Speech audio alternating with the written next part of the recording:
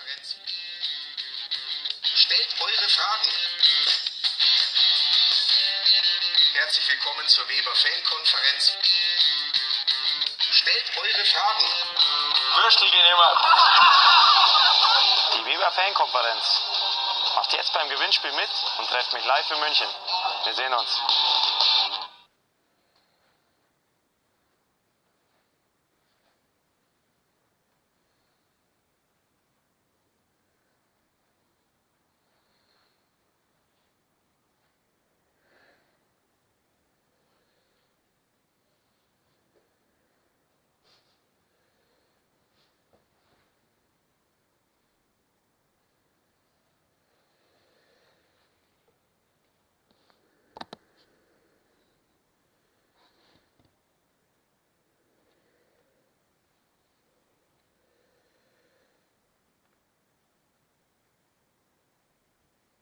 Der Italiener. Ansonsten haben die Azzurri zuletzt auch ein Testländerspiel gemacht mit einer komplett anderen Formation. Gab es ein 8-0 gegen San Marino, also dem nächsten WM-Qualifikationsgegner von Deutschland am Wochenende. Da wird ja in Nürnberg gespielt. Zwei echte Veteranen auch auf dem Trainerstuhl. Giampiero Ventura, 69 Jahre alt, und Oscar Tavares, der 70-jährige, ewige Coach von Uruguay, so muss man es sagen. Seit 2006 für die Südamerikaner zuständig. War früher ja schon mal uruguayischer Nationaltrainer, 1988 bis 1990. Ganz sympathischer Typ. Geboren in Montevideo. War ja mal Weltnationaltrainer 2011. Der Italiener mit einem riesigen Kader, da wird heute viel gewechselt werden, bin ich sehr sicher. Uruguay hat nicht ganz so viele Spieler auf diese europäische Reise mitgenommen.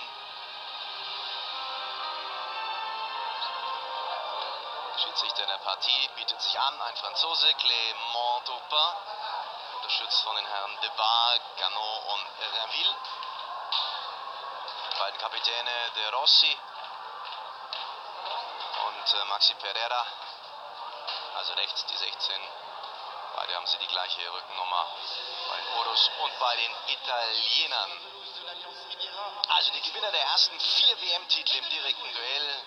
In der Frühzeit des Weltfußballs haben diese beiden Nationen den Sport dominiert. Uruguay Weltmeister 1930 und 1950 und dazwischen 1934 und 1938 die Italiener erfolgreich.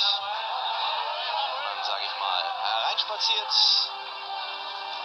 ins Stade Nice, wie es bei UEFA-Veranstaltungen genannt wird.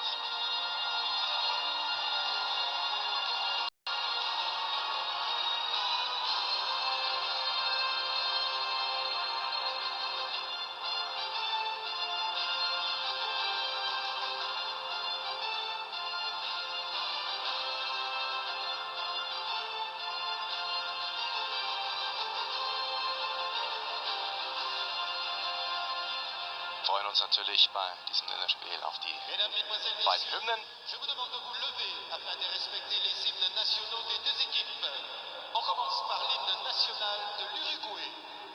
Und die Gäste aus Südamerika haben den Vortritt.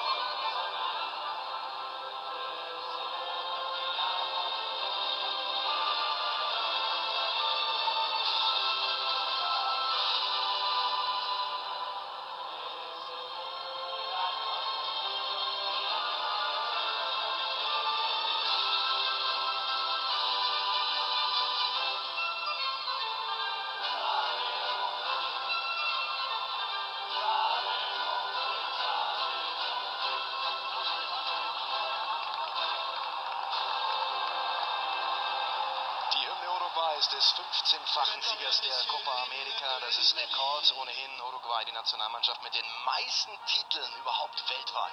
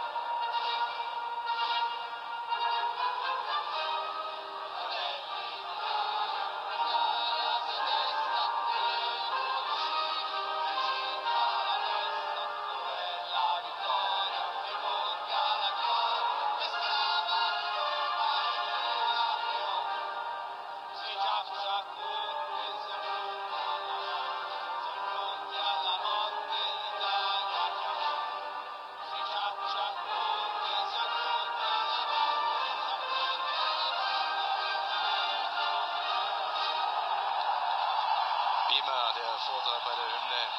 Sehr emotional für die Italiener, alle haben sie mitgesungen, sehr vorbildlich. Der vierfache Weltmeister heute in dieser Partie mit Sicherheit in der Favoritenrolle. Auch ein gefühltes Heimspiel. Außen passen hier rein. Ich würde mal sagen, um die 15.000 werden diesen Test live miterleben. Italien ohne Verratti von Paris Saint-Germain, der hat Adduktorenprobleme, wird am Sonntag gegen Liechtenstein auch nicht mitwirken können. Palmieri ist auch nicht mit dabei. Ansonsten im Vergleich zu diesem 8:0 gegen San Marino hat man Caldara und Ferrari zu 21 geschickt. Die haben ja demnächst Europameisterschaft. Das ist die Startformation der Italiener heute mit Gianluigi Donnarumma im Tor. 18 Jahre jung, gilt ja als designierter Nachfolger von Buffon, der nur auf der Bank sitzt. Barzagli und Bonucci in der Innenverteidigung. In einem 4-4-2 sind sie unterwegs. Die Elf von Gianpiero Ventura. Spinazzola und Damian auf den Außenverteidigerpositionen, davor Marchisio und De Rossi, der Kapitän. Candreva und Insigne kommen über die Außen. Und die Doppelspitze mit dem Ex-Dortmunder Immobile und Andrea Bellotti vom FC Turin. Uruguay im 3-5-2. Da haben wir uns natürlich auch ein bisschen angeguckt, was Coach Oscar Tavares gegen Irland angeboten hat. 4 Änderungen im Vergleich zu diesem Wochenende. Muslera, der Keeper, ist wieder mit dabei. Der hatte nicht spielen können. Gab es ja noch einen Spieltag in der Türkei. Er ist für Galatasaray Istanbul unterwegs, aber die etatmäßige Nummer 1 und deswegen heute auch zwischen den Pfosten. In der Dreierkette vor ihm Pereira, der Kapitän, als Rechtsverteidiger. Cortés, Zentrum. Caceres, Linksverteidiger. Davor eine Vierer. Ja, vielleicht sogar eine Fünferkette. Schauen wir uns gleich mal genauer an. Mit González, Vecino, Sanchez, Nandes und Jiménez. Vorne Ureta und Roland. Und dann eröffnet Uruguay diese Partie in den weißen Trikots in Halbzeit 1 von rechts nach links mit dem Martin Caceres und Sebastian Coates. Jetzt am Ball.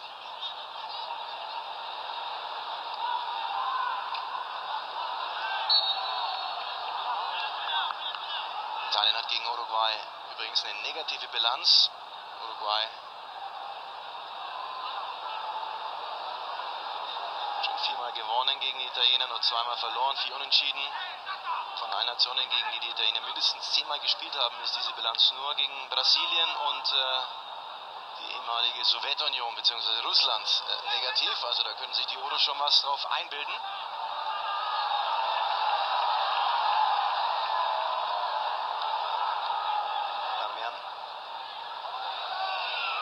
Bonucci, Juventus Turin. Das war natürlich schon ein Hammer, dieses 1:4 am Samstag in Cardiff gegen Real Madrid. Wurde jetzt natürlich auch darüber philosophiert, wie lange steckt das noch in den Klamotten drin. Dann gucken wir aufs Alter bei Bonucci, 30, Barzali 36.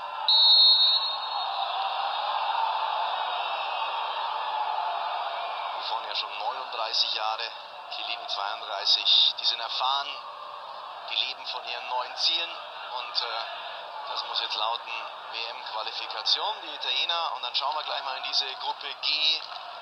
Im Moment auf Platz 2, punktgleich mit den Spaniern. Alle Spiele gewonnen, nur ein Unentschieden, eben gegen Spanien. Deswegen die Italiener aktuell bester Zweiter in dieser Gruppe. Das ist eine herausragende Ausgangsposition. Am 2. September diesen Jahres gibt es dann das Rückspiel gegen Spanien. Da wird sich dann entscheiden, an wen der Gruppensieg geht und wer sich direkt qualifiziert für die Weltmeisterschaft in Russland im nächsten Jahr.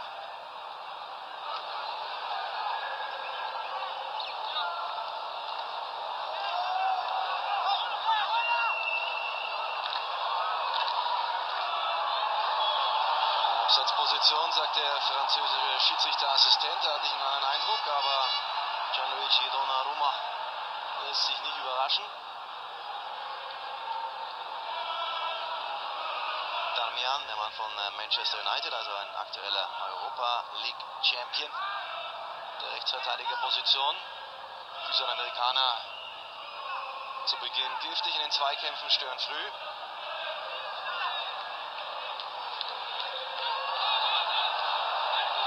Das war ein schauspielerischer Versuch, hier einen Elfmeter sich zu organisieren.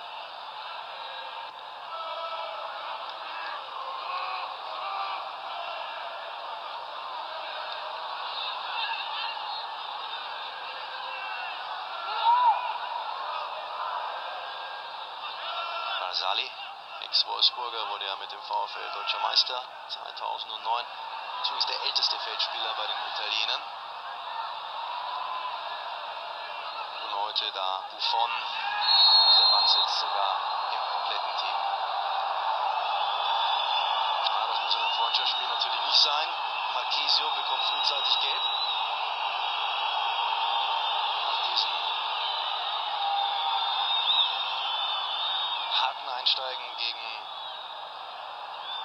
Jimenez. Ball war längst weg.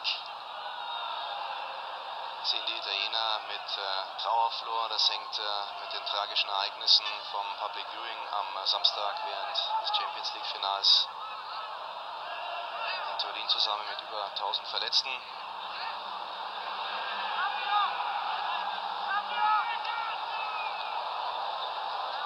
Uruguay in der südamerikanischen WM-Qualifikation aktuell auf Platz 3. Die haben ja lange Zeit die Gruppe sogar angeführt, haben zuletzt 3 Niederlagen in Folge kassiert, unter anderem zuletzt ein 1:2 in Peru Ende März. Sie müssen langsam wieder aufwachen, hat der Coach auch gesagt, Oscar Tabarez, wir müssen uns hier in Europa die nötige Form holen, um dann fit zu sein und eingespielt zu sein für das wichtige Match am 28. August gegen Argentinien. Muslera zum ersten Mal gefordert, da haben wir den Keeper, 30-Jährige von Galatasaray Istanbul. Also es geht eng zu in dieser südamerikanischen WM-Qualifikation. 23 Punkte für Uruguay. Brasilien ist schon durch mit 33 Zählern auf Platz 1. Kolumbien Zweiter mit 24 Zählern. Danach eben Uruguay, Chile mit 23 Zählern punktgleich auf Rang 4. Argentinien hat 22 Punkte auf Rang 5. Das wäre der Rang übrigens für die Playoffs. Also die ersten 4 gehen direkt zur Weltmeisterschaft nach Russland. Der 5. spielt Playoffs. Da haben sie eine komfortable Situation, leichtsinnig verspielt. Die Uruguayos.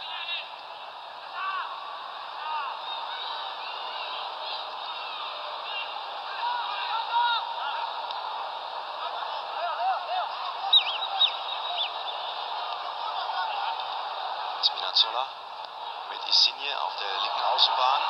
Keine Abseitsposition, guter Laufweg und ein Eigentor. Was für ein kurioses Eigentor von José Jiménez.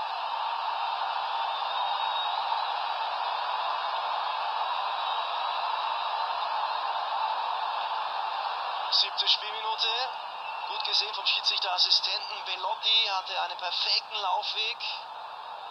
Und dieser perfekte Ball auch von Insigne wird von José Jiménez abrupt weggeschlagen. Problem dabei ins eigene Netz. Zum Leidwesen von Fernando Muslera. Siebte Minute. Italien führt und kann gar nicht so viel dafür.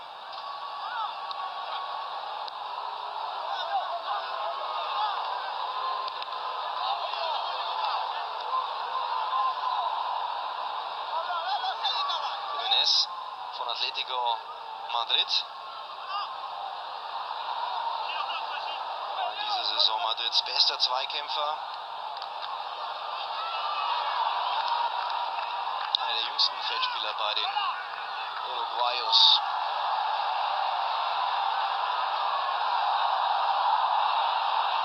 Sanchez. Matteo Darmian. Wieder zur Ecke. Das ist Diego Rollan. Auch ein ganz gefährlicher Stürmer von Bordeaux. Kennt sich also in Frankreich aus, hat 9 Tore in dieser Saison erzielt. Das sind wir von Uruguay gewohnt, dass die herzhaft zur Sache gehen. Auch wenn es ein Testländerspiel ist. Da wird der junge Keeper Donnarumma gleich mal attackiert. Also sehr kurios dieser Treffer für die Italiener durch José Jiménez, der eigentlich einen super Werdegang vorweisen kann. Italiener mit der nächsten Chance, Belotti. Er ist unheimlich schnell, der Mann vom FC Turin. Muslera.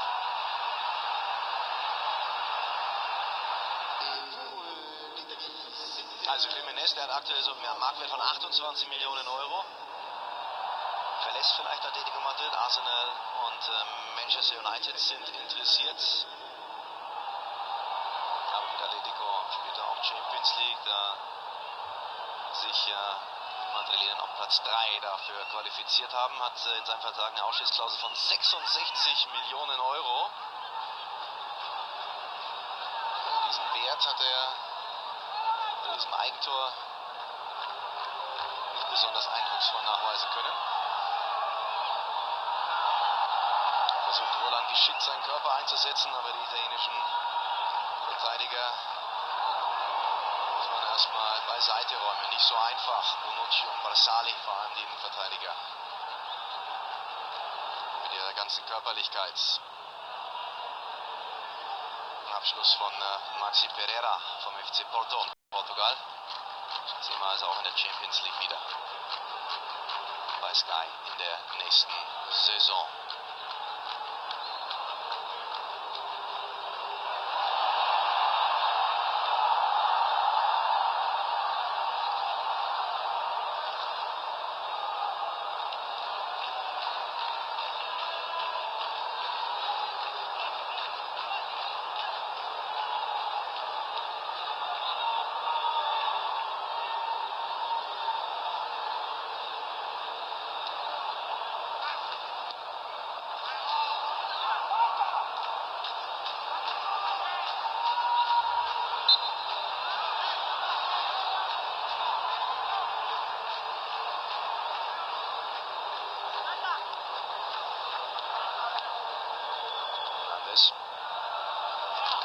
Tschüss.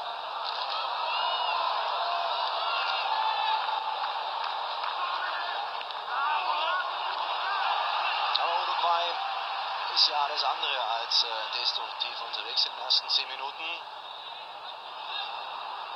Eine gute Umschaltbewegung, wenn die Italiener den Ball verlieren.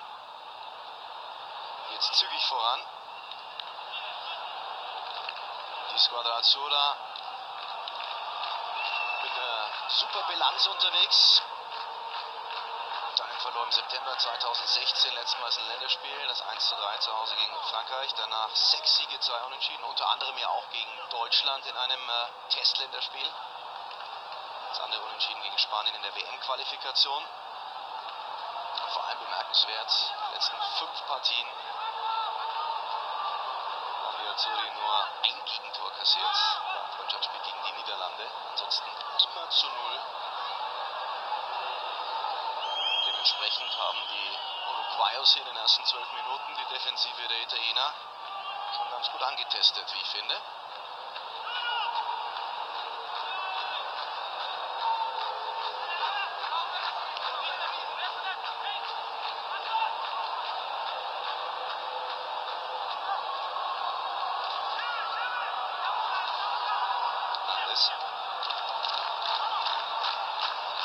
Gehen wir wieder über die rechte Außenbahn bei den Südamerikanern. Cáceres.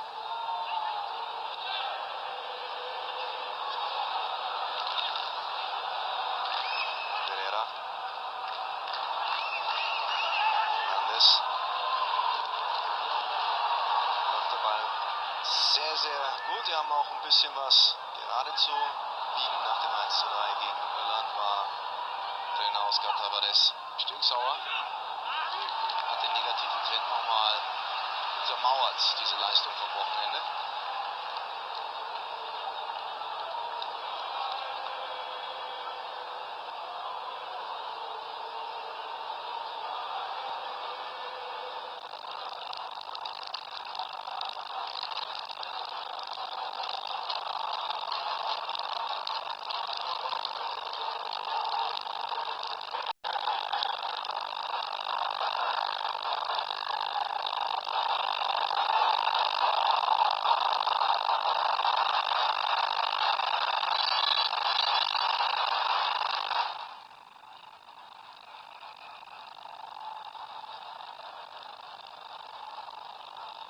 Wenn Sie merken, wir haben im Moment technische Probleme mit Bild und Ton, bitten das an dieser Stelle zu entschuldigen, hoffen, dass wir das möglichst schnell beheben können.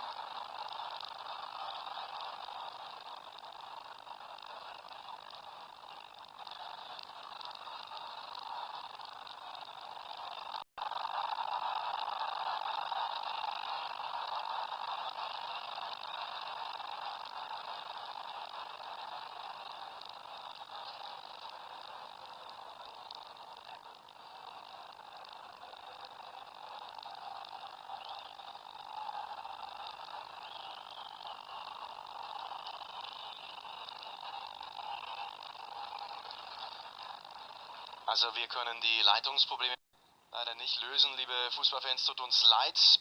Unterbrechen an dieser Stelle unsere Übertragung und melden uns dann sofort, wenn das Bild wieder klar ist, und um Ihre Geduld. Nur auf Sky Atlantic HD.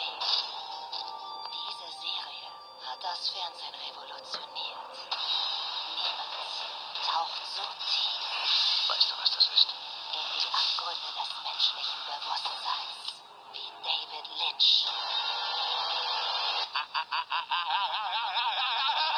Die Kultserie kehrt zurück. Twin Peaks. Morgen auf Sky Atlantic HD und auch auf Marseille, die zweite Staffel. Ich sehe Korruption, Finsternis, Verführung. Ab morgen nur auf Sky Atlantic HD.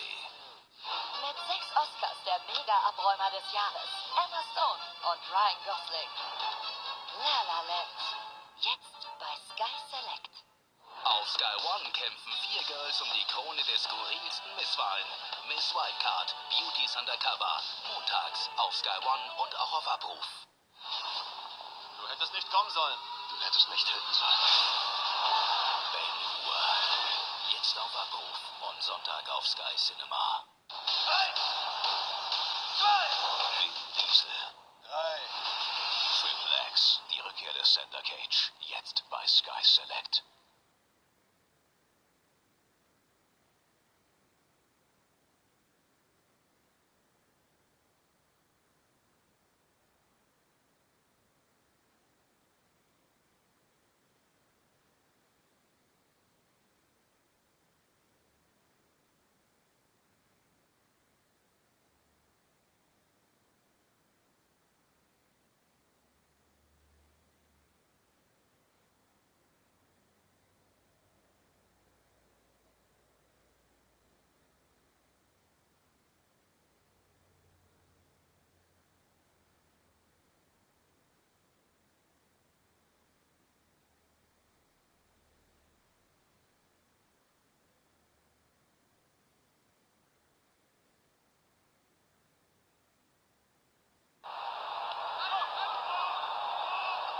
Und dann sind wir wieder zurück in Nizza, liebe Fußballfans. Bitten nochmal die technischen Probleme zu entschuldigen.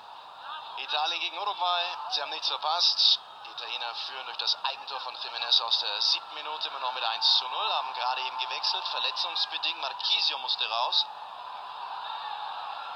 Montolivo wurde eingewechselt. Der 32-jährige vom AC Mailand. Jetzt also im defensiven Mittelfeld an der Seite von Daniele De Rossi. Das ist ein intensives Spiel für so einen Test. Viele rassige Zweikämpfe. Einmal gelb gab es schon für Marchisio, der ausgewechselt wurde. Schiedsrichter Clément Turpin muss oft unterbrechen. Ja, beide Nationen ja auch nicht unbedingt dafür bekannt, Kinder von Traurigkeit zu sein. Die Union-Nationalteams sind ja auch im Moment sehr erfolgreich bei der Weltmeisterschaft in Südkorea. Italien hat sich gegen Sambia im Viertelfinale nach Verlängerung 3:2 durchgesetzt, in Unterzahl wohlgemerkt. Da haben wir Marchisio, der verletzt raus musste, und Uruguay nach Elfmeterschießen gegen Portugal eine Runde weiter. Morgen geht es weiter im Halbfinale. Italien zum ersten Mal bei der U20 WM unter den letzten 4 gegen England. Uruguay hat es mit dem Überraschungshalbfinalisten Venezuela zu tun.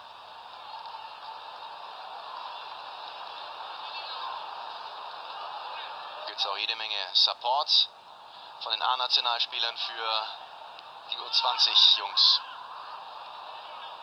Vor allem natürlich über die sozialen Netzwerke.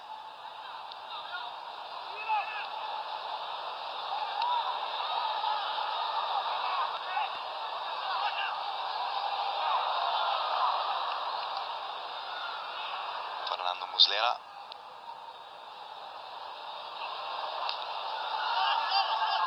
Sehr wenig geprüft, aber einmal chancenlos bei dem Treffer seines Mitspielers. Wir wechseln kurz die Sportart, liebe Segelfans. Der America's Cup ist ja gerade ein großes Thema. Am kommenden Samstag 19 Uhr auf Sky Sport News HD. Der Kollege Heiko Malwitz würde sich freuen über Ihr Interesse.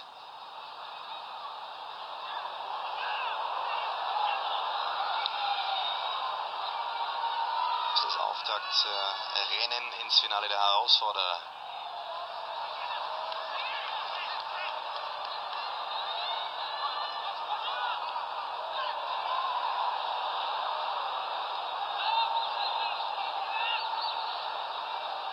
Also geht es um das Challenger-Finale. Die USA wartet im großen Finale noch auf einen Gegner.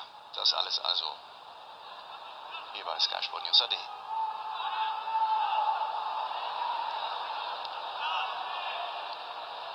Italiener haben ein bisschen mehr Ruhe ins Spiel gebracht. Bonucci und Barzali mit vielen Spieleröffnungen. Da haben wir Barzali. War ja früher immer Pirlos Absicherung in der Nationalmannschaft.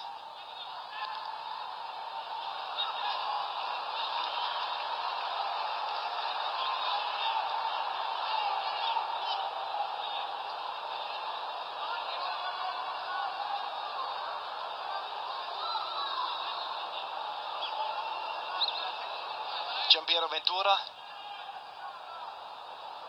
unweit von hier geboren, in Genua.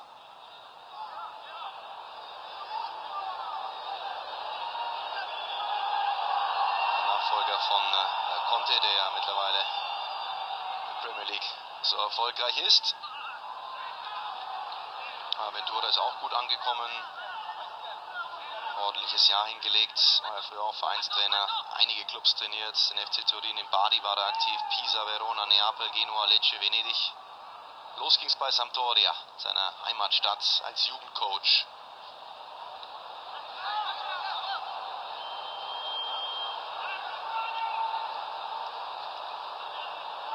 Die Italiener sind ja im Trainingslager in Florenz.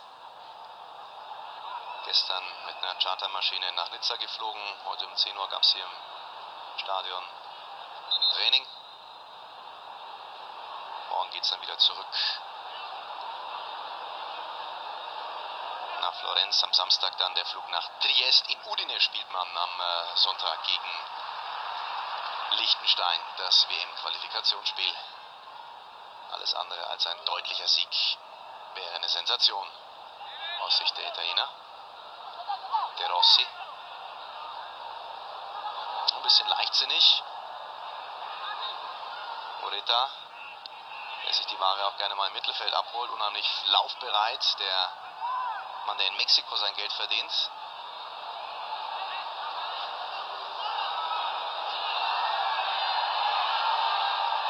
Insigne wartet in der Mitte, aber Immobile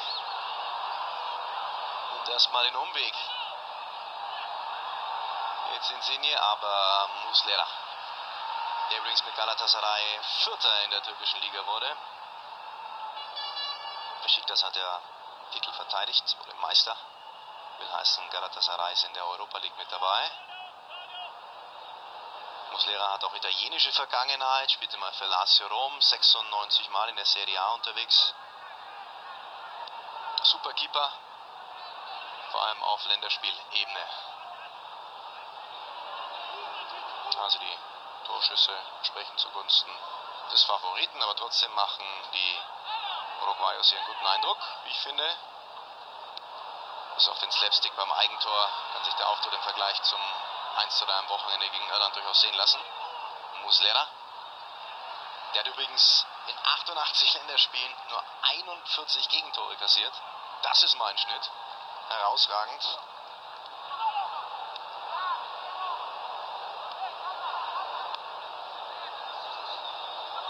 De Rossi, Kapitän und zentraler Spieler.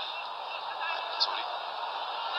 Candreva, Mann von Inter Mailand.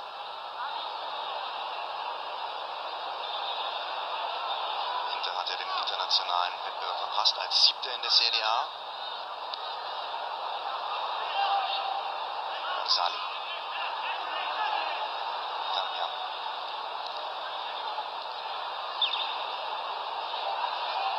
De Rossi.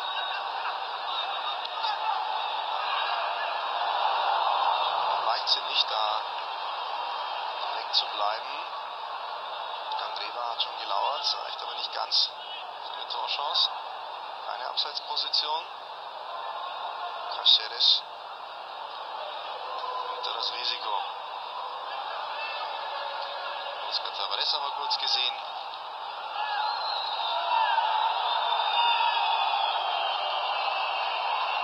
Ja, auch schon in Italien trainiert, Cagliari und den AC Mailand.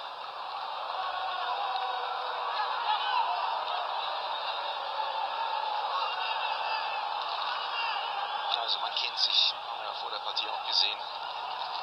Viele nette Gespräche auf beiden Seiten.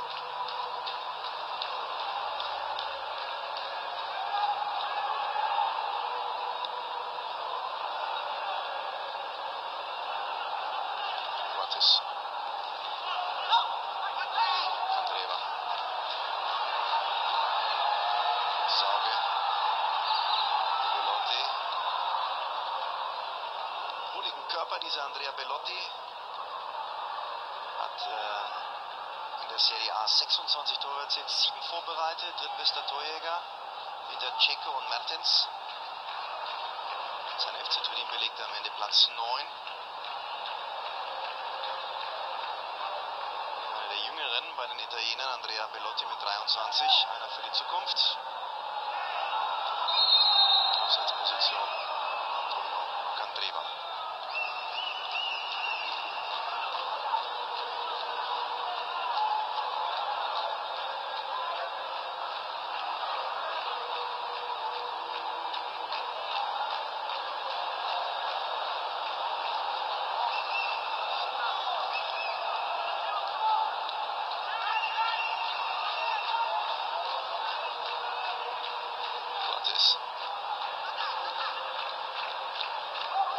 Uruguay bewegen sich gut in der Offensive, gibt immer wieder Anspielmöglichkeiten. Die Italiener sind da gefordert, bleiben aber aufmerksam. Mercedes, der ist überall zu Hause, nur nicht auf seiner Linksverteidigerposition, habe ich das Gefühl. Nandes. Pereira auch gewohnt, sehr offensiv. Der Kapitän mit 114 Länderspielen in seiner Vita unterwegs. Stark gesehen von Roland. Ecke Uruguay. Sind am Montag aus Dublin schon angereist, haben gestern hier in der Arena Nizza schon trainiert.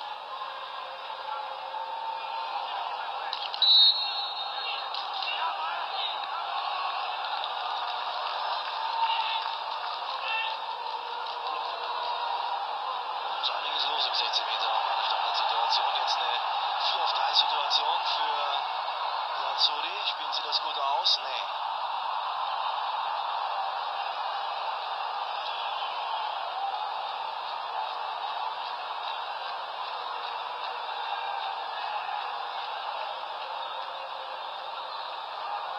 Das war eine richtig gute Situation, um hier frühzeitig auf 2:0 zu stellen. Es fehlt an Präzision. Spielt übrigens hier der aktuell FIFA 12 Platzierte, also die Italiener auf FIFA Rang 12 unterwegs gegen den 16. Und solche Testländerspiele gehen in die FIFA-Rangliste auch mit rein. Das haben beide Trainer auch nochmal angesprochen, das ist durchaus nicht unwichtig.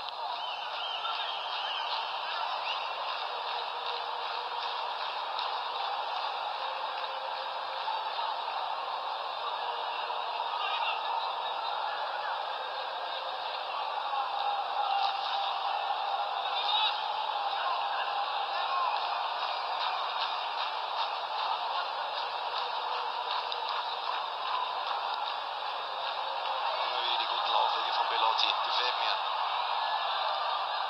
Mit ihm haben die Urus Probleme. Schauen Sie zu selten in den Rückspiegel. Da schleicht er sich da vorne, Andrea Belotti. Und ist immer wieder anspielbar. Da haben wir ihn, den 23-Jährigen. Einen sehr guten Eindruck an der Seite von Immobile. Der ein bisschen blass bleibt, da haben wir ihn gesehen. Dortmunder Fans werden sich erinnern, wobei viele haben ihn auch schon vergessen. Hat ja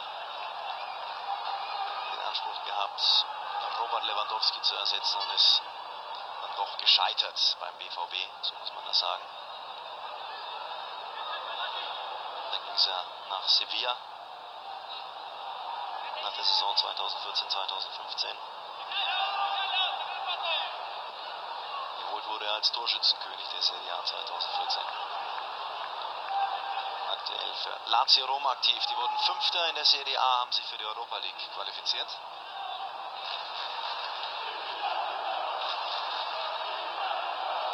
Bonucci. Vom alten und neuen Meister Juventus Turin.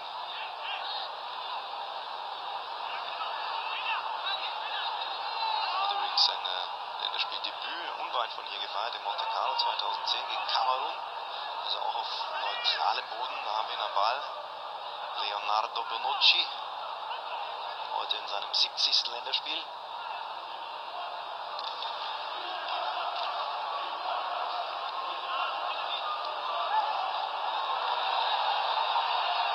Candreva. Kein Foulspiel von Damian, sagt der französische Referee.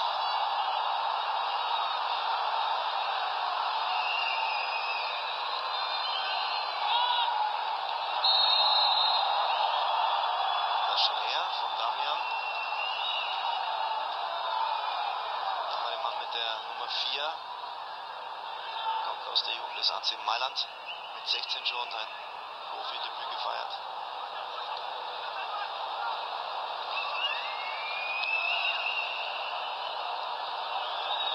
Gute halbe Stunde durch hier in der Allianz Riviera zu Nizza. Munteres Spielchen, wie ich finde, zwischen vierfachen Weltmeister und dem zweifachen Titelträger. Bei diesem Klassiker macht bisher ein Eigentor den Unterschied.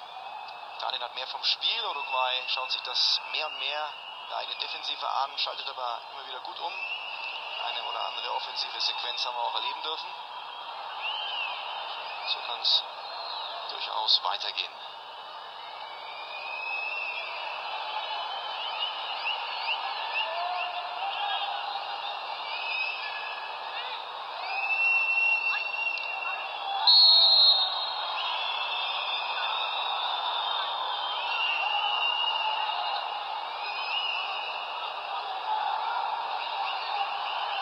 Gegen Oreta, Ballbesitz für Uruguay. Und wir verkleinern mal ein bisschen den Ball, kümmern uns um Golf. Ich darf Ihnen das Highlight-Magazin ans Herz legen. Am Montag um 21:30 Uhr hier bei Sky Sport USA.de. In 30 Minuten bekommen Sie alle Höhepunkte vom Wochenende. Sie wissen ja,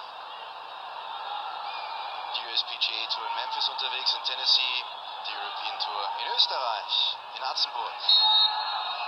Alles, was da passiert, am Montag um 9:30, wenn Sie am Wochenende bei bestem Wetter in Deutschland was anderes vorhaben, sind Sie da prompt und schnell golfmäßig versorgt. Italiener mal ein bisschen mit Tempo unterwegs, das hat in diesen ersten 35 Minuten oft gefehlt. Netter Chipball, aber die ganze Technik auch gesehen. In dem Fall von Spinazzola. Und der Abschluss kommt von Insigne vom SSC Neapel. Auf Platz 3 gelandet. Diese Saison heißt Champions League Qualifikation. Insigne mit 18 Toren unterwegs, 9 hat er vorbereitet. Ist ja gebürtiger Neapolitaner, Lorenzo Insigne. Eine ordentliche Saison gespielt. Belotti ist das.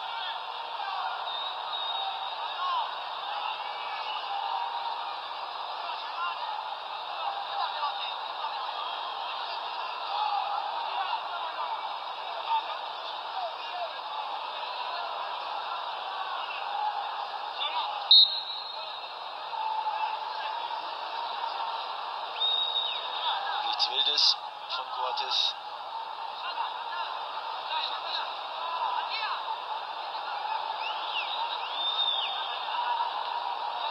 Den letzten Vergleich dieser beiden Teams gab es ja in der Gruppenphase der Weltmeisterschaft 2014 in Brasilien. Uruguay gewann 1:0 am letzten Gruppenspieltag und Italien hat sich von der WM verabschieden müssen.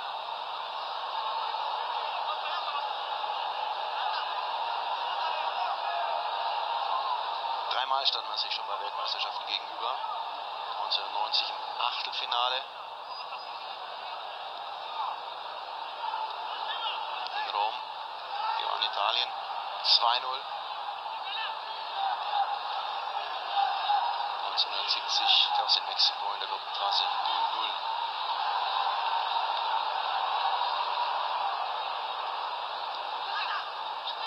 González spielt in Uruguay beim Club Nacional. Schon seit 2006 in der Nationalmannschaft. Ohnehin die Urus, ein sehr altes Team. Viele Ü30-Jungs da unterwegs. Oder Männer. Ist passender zu formulieren. Montolivo eingewechselt für Marquisio. Hatte eine lange Pause in dieser Saison wegen eines Kreuzbandrisses.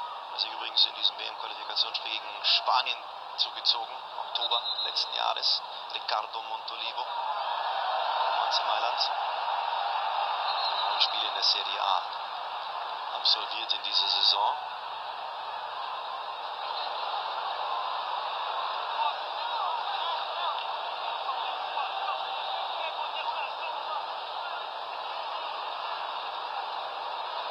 So, Doppel-B in der Innenverteidigung. Bonucci und Barzali. Die beiden haben erstmal Zeit. Für den Querpass. Das eine oder andere Mal. Jetzt Bonucci mal ein bisschen Platz. Und Auge. Also Immobile macht wackeligen Eindruck, wenn Sie mich fragen. Einen oder anderen Ball bekommen, den er dann nicht behaupten kann. Belotti, nämlich der bessere der beiden Stürmer in dieser Partie. 7 Minuten vor der Halbzeitpause.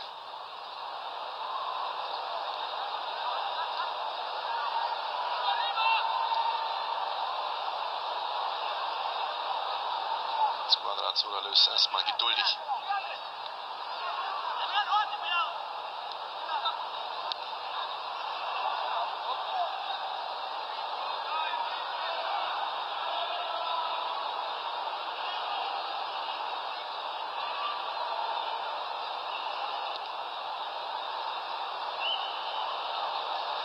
Bonucci. Rossi hat das Auge. Immobile.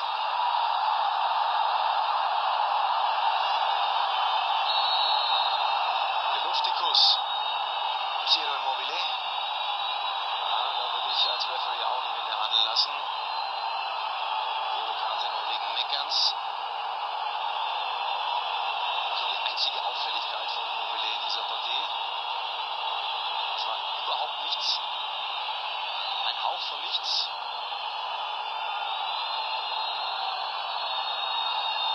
Klar den Ball gespielt. Von Vecino. Und danach erst der Faller von Immobile. War zwar ein Kontakt da, aber weil die Situation lang geklärt hat, Schiedsrichter Clément Taupin komplett richtig interpretiert. Hier der französische Referee.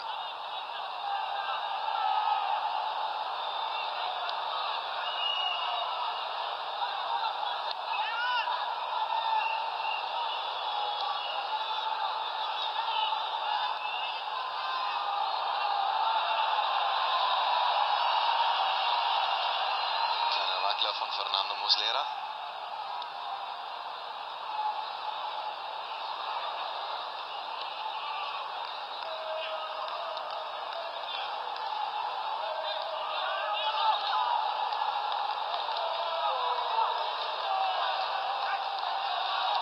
Immer wieder Belotti.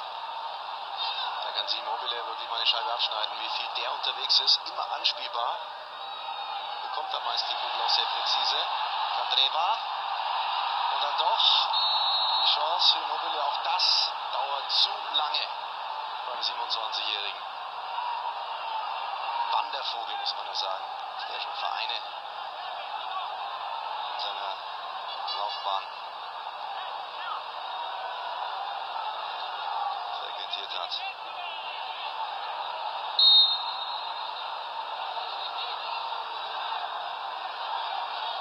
Candreva.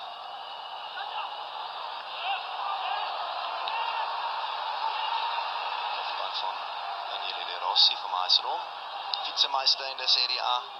Über 400 Spiele in der italienischen Liga. 33 Jahre mittlerweile. In seinem 113. Länderspiel kann er sich hier nicht mit dem nötigen Druck beim Kopfball durchsetzen. Daniele De Rossi.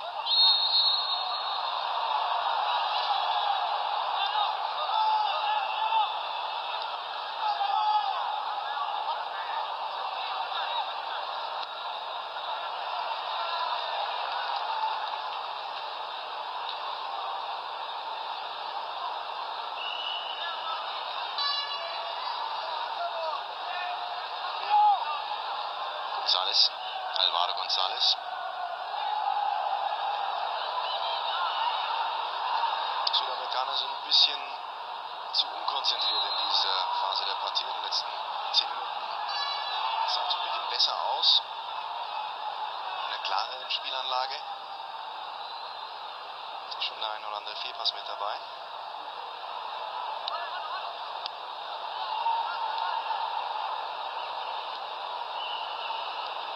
Sali.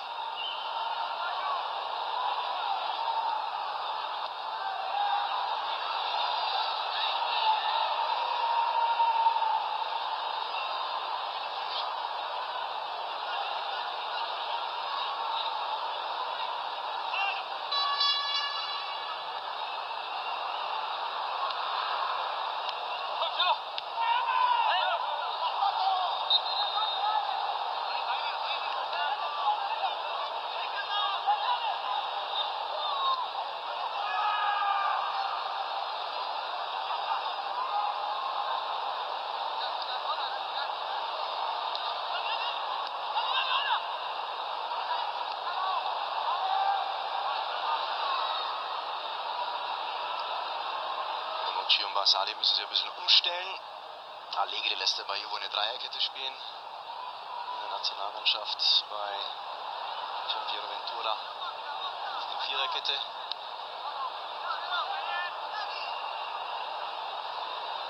Dritte von Turin. Chiellini sitzt nur auf der Bank.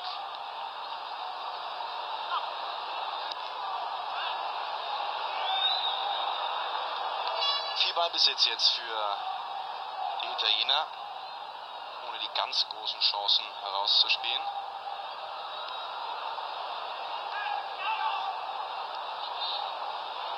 In den letzten 20 Pflichtspielen haben die Azzurri nur 1 verloren. Das ist wirklich herausragend. Bei der EM im letzten Jahr gab es im letzten Gruppenspiel 1 gegen Irland. Das Spiel gegen Deutschland zählt ja nicht dazu, wurde im Elfmeterschießen entschieden, gilt nicht als Niederlage.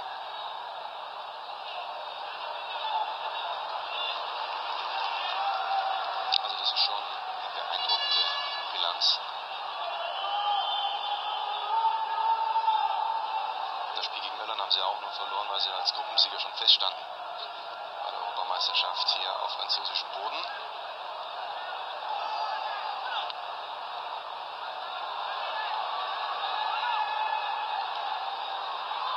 In Nizza haben sie allerdings nicht bei der EM gespielt. Im alten Stadion Nizza war Italien schon mal zu Gast, aber 2008 gegen Österreich als amtierender Weltmeister.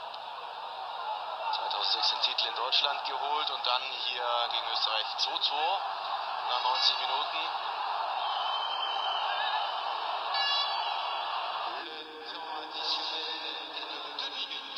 So, 2 Minuten Nachspielzeit.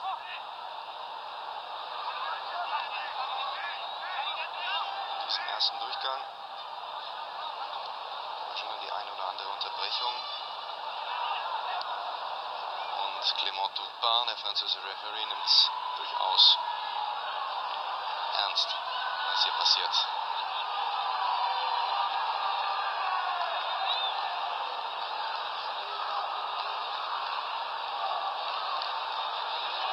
Ventura als Spieler übrigens musste er seine Karriere beenden. Schon mit 25 wegen Rückenproblemen. Seine Trainerkarriere kann sich umso mehr sehen lassen. Der 69-Jährige macht auch hier bei der Squadra Azzurra einen ordentlichen Job. Man ist auf Kurs, ist ja ohnehin eine spannende Gruppe. Ich finde diese WM-Qualifikationsgruppe G mit Spanien unter einem Dach. Das wird sehr, sehr interessant im Herbst, wenn es um den Gruppensieg geht.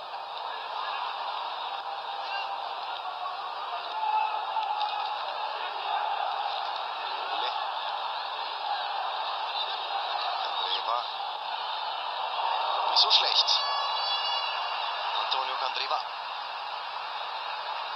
hat in der ablaufenden Saison 6 Tore erzielt, 10 vorbereitet. Das ist der beste Wert unter allen Italienern in der heimischen Liga. Den Antonio Candreva, Ex-Union-Nationalspieler.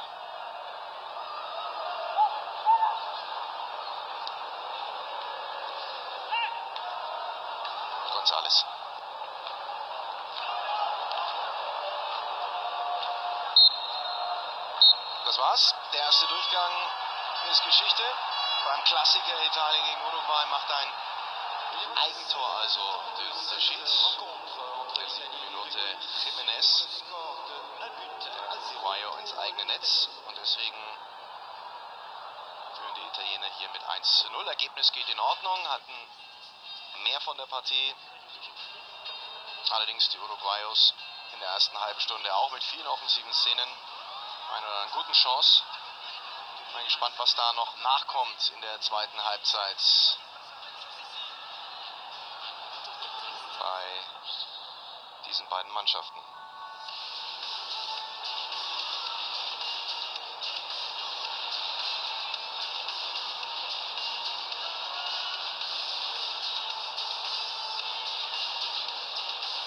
So, dann schauen wir noch mal kurz runter auf die Erde. Das Eigentor in der 7. Minute durch Jiménez. Ja, ein guter Ball von Insigne. Belotti mit dem ein oder anderen perfekten Laufweg. Aber das muss man natürlich anders regeln. Andrea Belotti, der Mann mit der 9 bei den auffälligsten in der Offensive, der hat einen ordentlichen Job gemacht. Ja, noch eine Chance in der 35. Minute, als der Ball mal richtig gut lief. Zwar deutlich sein Ziel verfehlte, aber da haben wir die ganze spielerische Substanz der Azzurri gesehen. Spinazzola beteiligt, Insigne dann mit der Direktabnahme.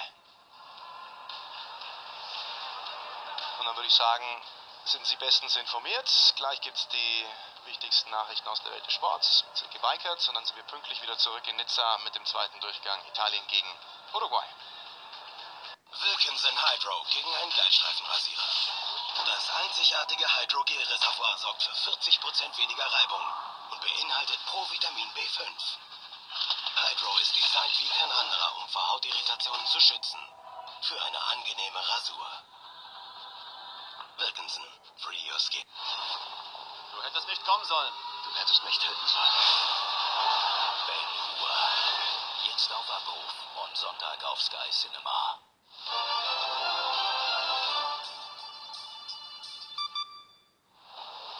Wie er es hasst, wenn ich ihm Tipps für seine Geldanlage gebe. Wenn er jetzt wieder über Tages- und Festgeld sprechen möchte, dann muss ich ihm wieder erklären, dass es kaum noch Zinsen gibt. Ob er mit der Bank gesprochen hat. Hast du? Ja, habe ich. Egal ob Geld parken oder anlegen, im Deutsche Bank Zinsdialog zeigen wir Ihnen Wege aus dem Zinstief. Deutsche Bank. Schön, dass wir drüber gesprochen haben. Ganz gleich, welche Herausforderung Sie im Garten erwartet. Sie sind der Aufgabe gewandt. Power, made by Stihl. Jetzt durchstarten. Zum Beispiel mit der Akkuheckenschere HSA 56 für 249 € bei einem teilnehmenden Stihlfachhändler in Ihrer Nähe. Suchst du billige Flüge? Mach's mit Swoodoo, Deutschlands bester Flugsuchmaschine. Das Besondere hat immer einen besonderen Ursprung. Die Reinheit der unberührten Natur, ihre unnachahmliche Frische. Und das schmeckt man auch. Krombacher. Mit Felsquellwasser gebraut. Eine Perle der Natur. Mit der Debit Mastercard bezahlen Sie im Ausland, online und im Supermarkt direkt von Ihrem Konto. Ob auf Reisen, zu Mittag oder um dem besten Freund zu seinem Glück zu verhelfen. Die EC-Karte unserer Zeit, die neue Debit Mastercard, jetzt bei Ihrer Bank sichern. Wir machen es möglich. Mit Ihnen wird es priceless. Jetzt jeden Mittwoch. Spare 30% und mehr auf deinen Burger. Mittwoch ist Burgertag. Hol dir die 30% bei pizza.de. Bei Expedia können Sie Flug und Hotel zusammen buchen und dadurch oft sparen.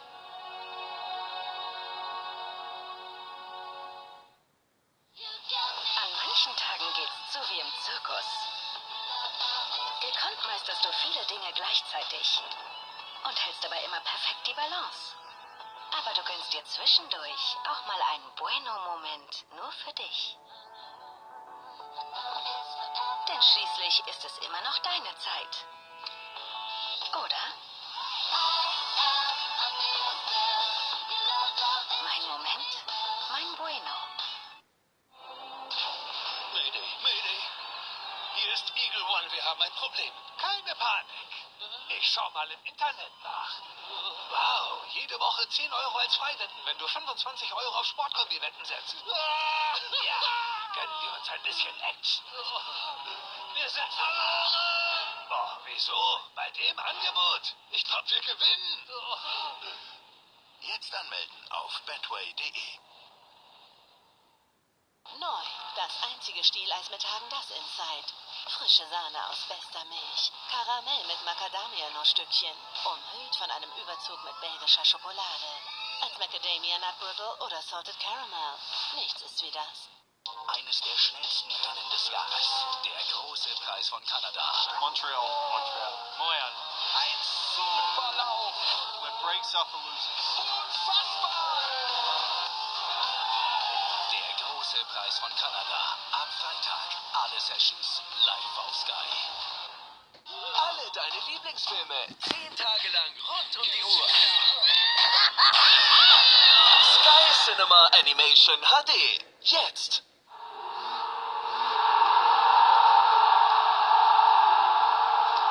Wissen Sie, was das Beste daran ist?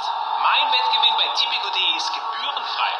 Das heißt, 5% mehr Gewinn für mich. Darum wette ich bei der Nummer 1.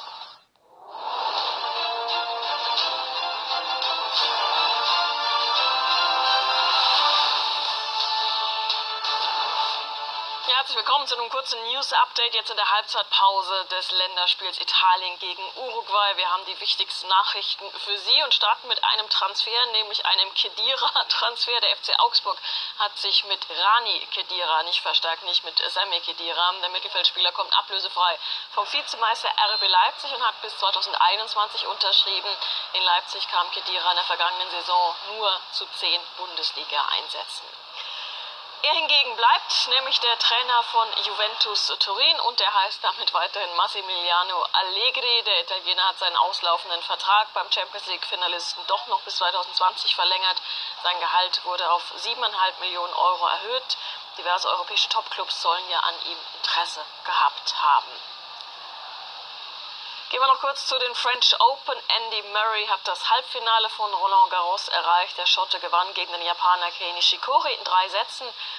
4 Sätzen eher. 2-6, 6-1, 7-6 und 6-1 und trifft damit am Freitag auf den Schweizer Stan Wawrinka.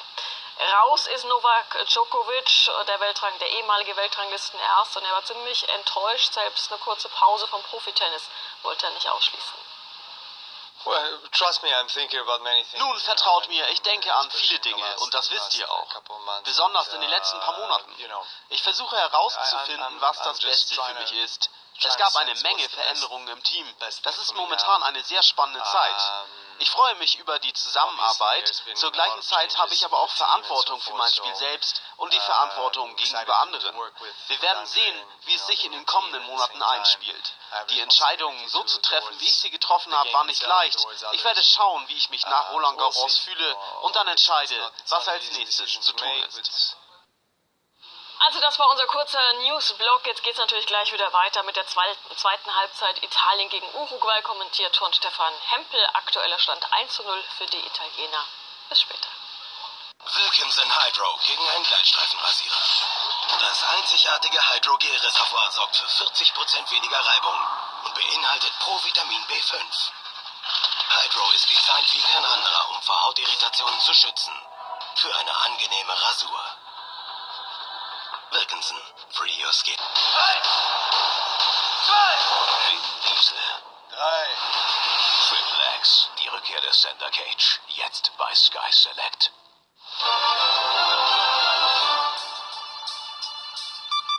Zwei Uso für meine Freunde. Hey, für meine guten Freunde. Das Original aus Fass Nummer 12. Uso 12. Für meine Freunde das Beste. Das majestätische Tier, das majestätische Tier, das majestätische Tier, das majestätische Gefangen TV-Trott. Wir holen dich da raus.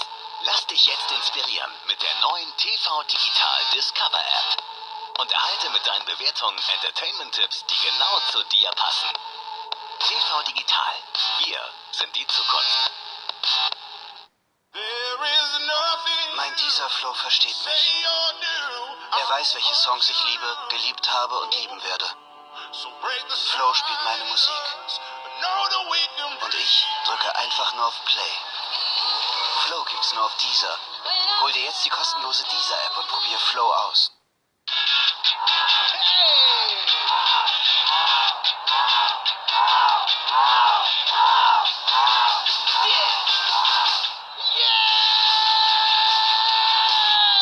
Das glaube ich jetzt nicht. Nur 1,99 für Chicken und Pommes. Jetzt bei KFC. Wie er es hasst, wenn ich ihm Tipps für seine Geldanlage gebe. Wenn er jetzt wieder über Tages- und Festgeld sprechen möchte, dann muss ich ihm wieder erklären, dass es kaum noch Zinsen gibt. Ob er mit der Bank gesprochen hat? Hast du?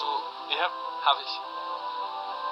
Egal ob Geld parken oder anlegen, im Deutsche Bank Zinsdialog zeigen wir Ihnen Wege aus dem Zinstief. Deutsche Bank. Schön, dass wir drüber gesprochen haben. Sinnliche Begegnungen, die glücklich machen, sind mehr als nur ein Date. C-Date. Jetzt testen und kostenlos anmelden. Das Besondere hat immer einen besonderen Ursprung. Die Reinheit der unberührten Natur, ihre unnachahmliche Frische. Und das schmeckt man auch. Krombacher. Krombacher. Eine Perle der Natur. Sinnliche Begegnungen, die glücklich machen. C-Date. Jetzt kostenlos anmelden. An manchen Tagen geht's zu wie im Zirkus. Gekonnt meisterst du viele Dinge gleichzeitig und hältst dabei immer perfekt die Balance. Aber du gönnst dir zwischendurch auch mal einen Bueno-Moment nur für dich. Denn schließlich ist es immer noch deine Zeit. Oder? Mein Moment, mein Bueno. Schnell, Kate sucht ein neues Hemd. Er hasst es, zu lange zu shoppen. 7, 6, 5.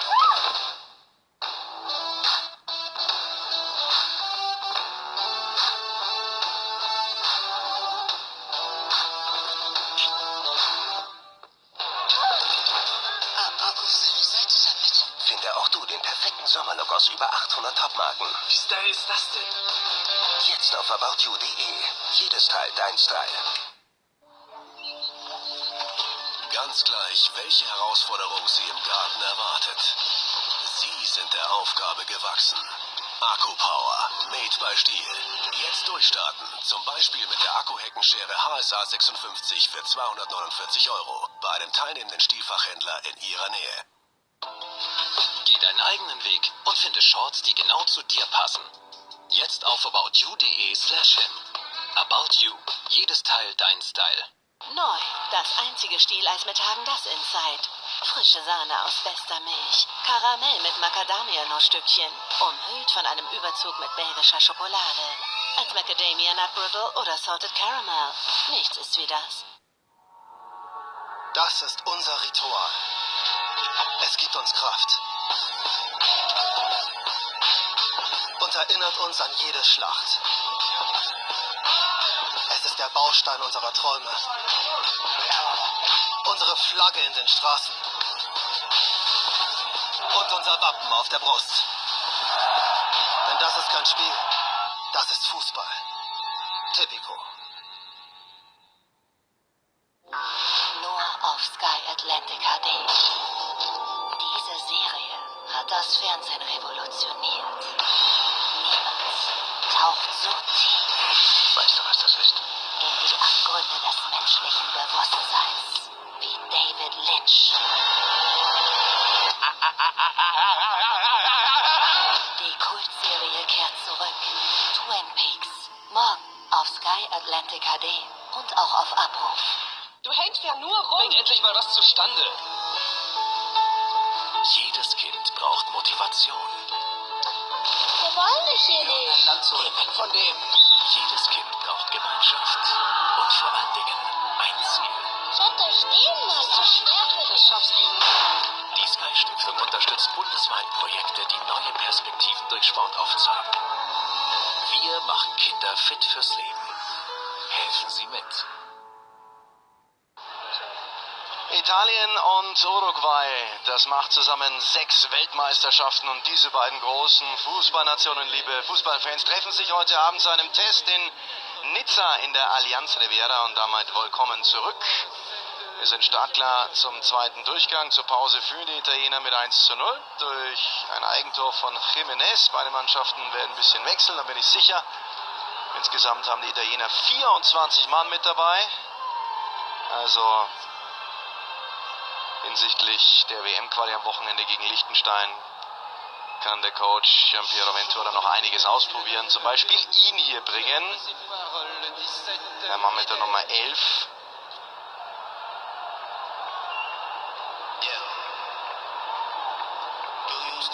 Stuani vom FC Middlesbrough kommt für Carlos Sanchez. Und bei den Italienern habe ich Eder gesehen, der in Brasilien zur Welt kam, aber für die Italiener unterwegs ist, vom Siebtplatzierten der Serie A Inter Mailand, also das internationale Geschäft verpasst. Schiedsrichter Clément Turpin aus Frankreich hatte doch einiges zu tun zu Beginn der Partie, war der eine oder andere rassige Zweikampf mit dabei. Trotz des Titels Freundschaftsspiel ging es da munter zur Sache. Italien im Blau von rechts nach links.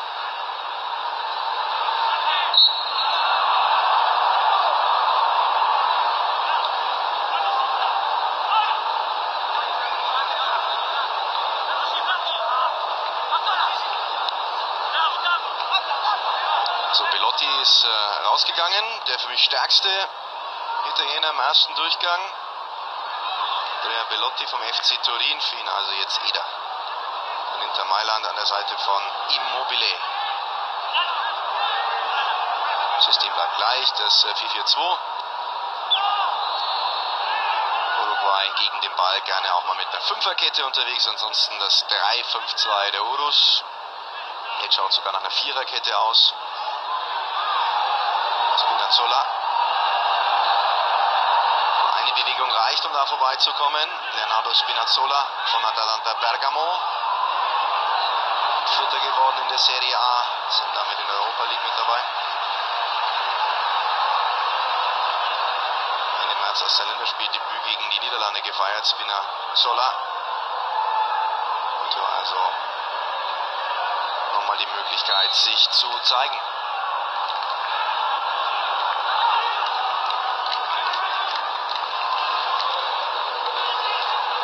Standards ist bei beiden Teams Darmian schwach.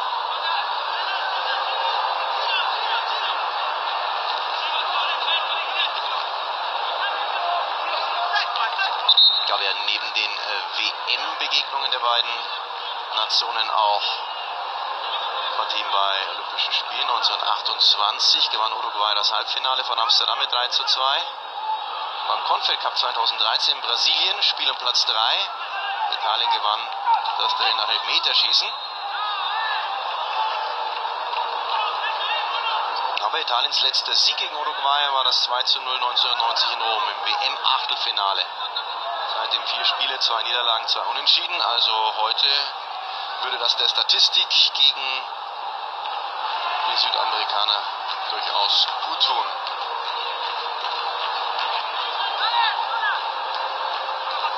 Barzali haben wir unser Gebankert in der Pause gehört. Allegri hat seinen Vertrag verlängert bei Juventus Turin, trotz verlorenem Champions League Finale.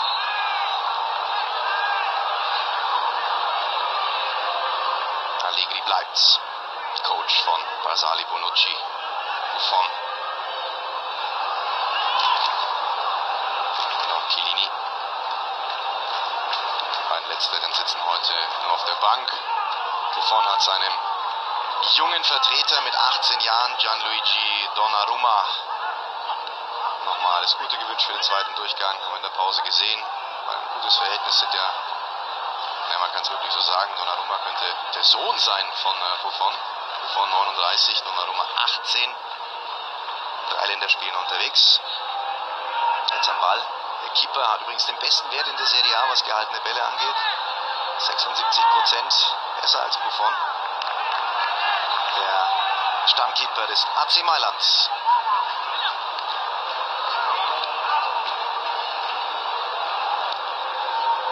Da müssen sich die Italiener keine Sorgen machen, dass da nichts nachkommt. Das ist auch ein großgewachsener, 1,96 mit tollen Reflexen. Also auf der Torhüterposition ist für die Zukunft gesorgt.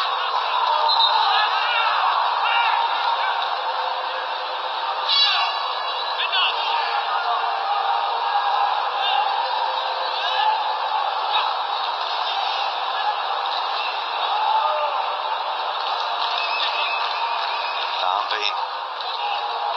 Luigi Donnarumma. Mal mit seiner Nominierung für die Nationalmannschaft 2016 der jüngste Spieler der Nationalmannschaft aller Zeiten.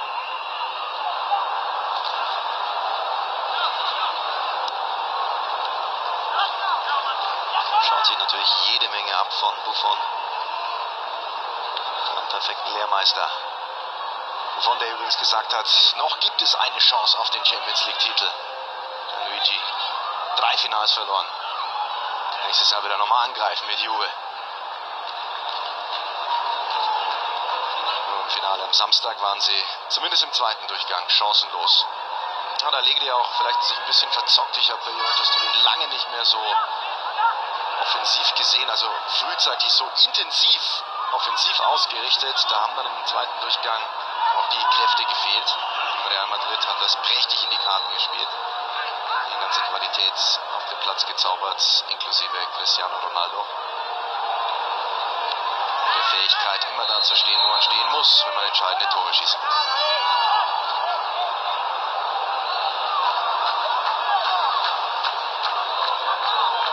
Cortés ist das. Von Sporting Lissabon. Absoluter Stammspieler bei den Portugiesen. War vorher auch mal in Sunderland unterwegs. FC Liverpool. Kennen die Dortmunder aus der Champions League Gruppenphase. Sporting war ja mit dem BVB und Real Madrid unterwegs, am Ende auf Platz 3. Meister in Portugal wurde Benfica. Sporting ist auf Platz 3 gelandet, dürfen also Champions League Qualifikation spielen.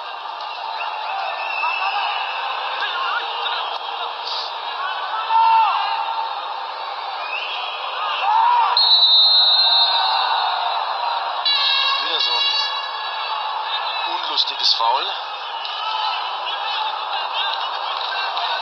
Diesmal der Urus von Diego Roland aus Bordeaux. Den werden wir nicht international sehen. Bordeaux landete in der Liga auf Platz 6, sind nicht mit dabei.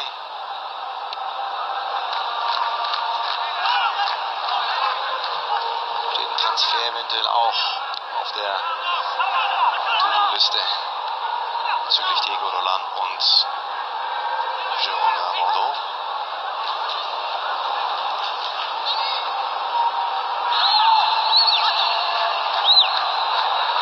Candreva wird ein bisschen die Unterstützung. Vorne ist Immobile schon wieder eingeschlafen. Ne, da ist er. Jetzt mit Eder unterwegs. Spinazzola. Insigne. Jetzt legen sie sich die Uruguayers zurecht. Aber auch die Südamerikaner mit einer enormen Lufthoheit in der Defensive unterwegs. Candreva. Hier liegt der Ball auf seiner schwächeren Linken. Gut mit Insigne. Candreva. Das passt auf.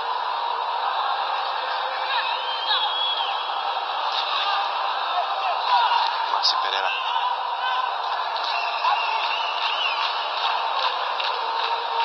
Vecino vom AC Florenz. Matthias Vecino ist also auch ein alter Bekannter vieler italienischer Gegenspieler heute. Seit 2012 da schon unter Vertrag. Florenz hat den internationalen Wettbewerb verpasst, als Achter in der Serie A.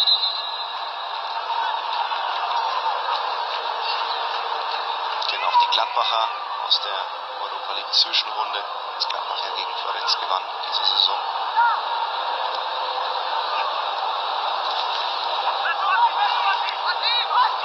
Das ist Vesino. Marktwert 11 Millionen Euro. Nandes. Und Penarol aus Montevideo. Das ist Pereira, Maxi Pereira. Nandes. Vesino.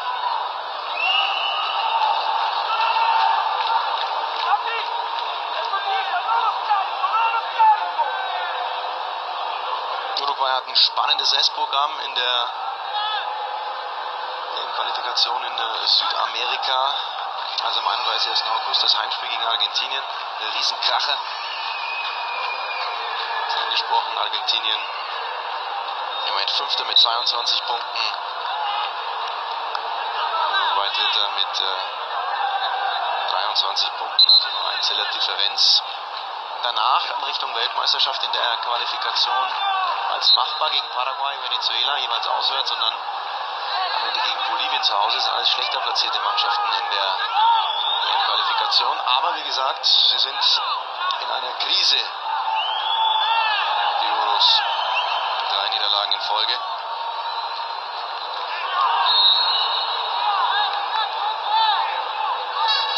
In den letzten 5 Quali-Spielen auch nicht zu 0 gespielt. 12 Gegentore in dieser Zeit. Gar nicht gewohnt. Diese defensiven Schwächen bei Uruguay.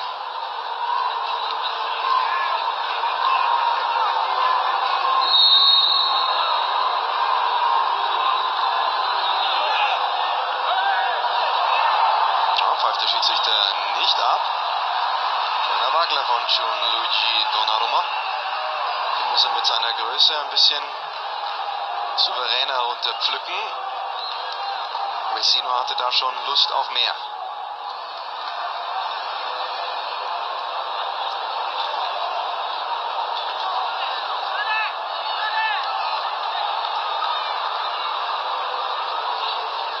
Die Italiener werden gleich nochmal wechseln. Wundert mich sowieso, dass Gianpiero Ventura noch einmal getauscht hat in der Halbzeit. Gut, vorher hat er Marquiso schon verletzungsbedingt rausgenommen und Montolivo gebracht. Aber seine 11 für Liechtenstein am Sonntag hat er wahrscheinlich schon im Kopf. Wird sich vielleicht nicht mehr so viel angucken. Im Real wird gespielt, in Udine. Im Spiel gewann Italien 4:0.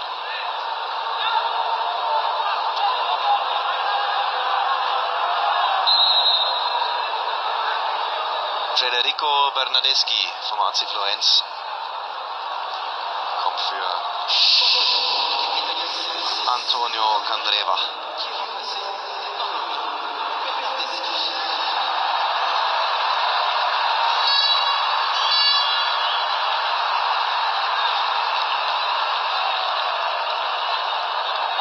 So, Bernardeschi rein, Candreva raus, und bei uns segeln rein. Die für heute geplanten Rennen sind übrigens verschoben worden.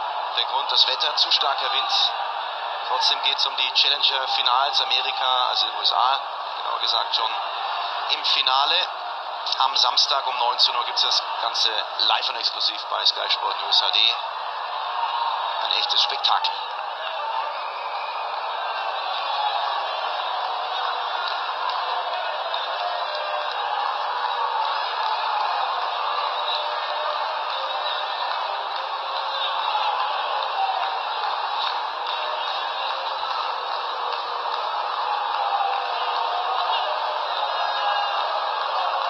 Einwurf von Pereira. Mittlerweile 32 Jahre alt. 2015 hat das Länderspiel gemacht, damals gegen Mexiko. Rekordspieler der Uruguayos. Mittlerweile für den FC Porto unterwegs. Aktueller Vizemeister.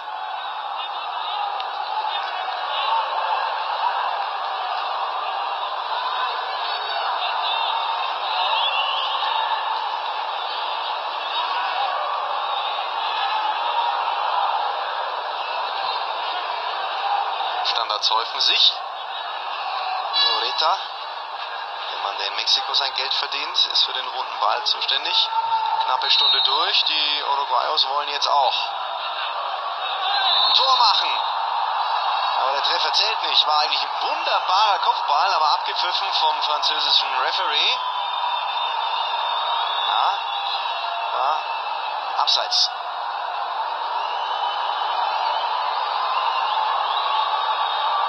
Caceres steigt da wunderbar auf.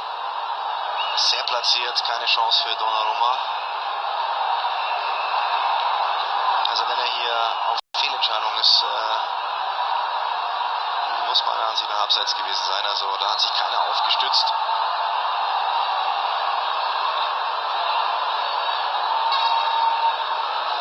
Ich glaube, sie waren ein Schrittchen zu schnell und damit in der verbotenen Zone in dem Fall.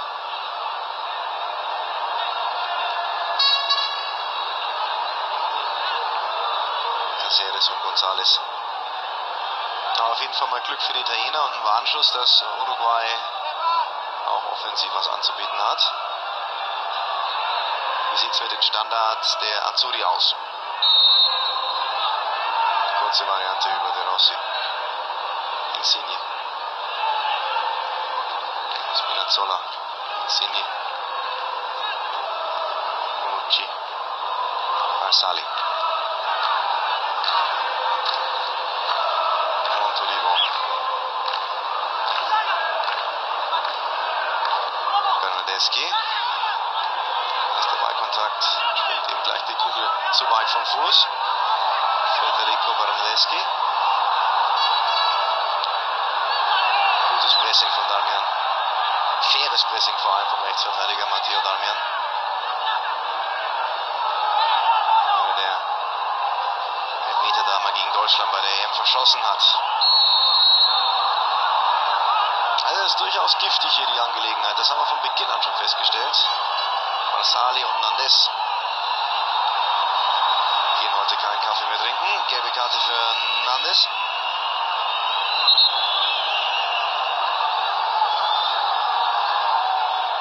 Also für ein Freundschaftsspiel ist da einiges los. Wird sich auch Clément Turpin denken. Das ist der Mann in Gelb.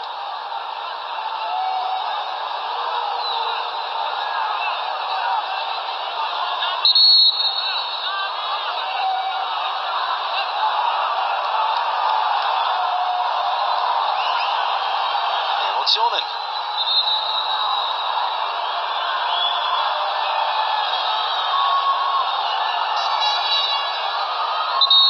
Der Halsschlagader ein bisschen geschwollen.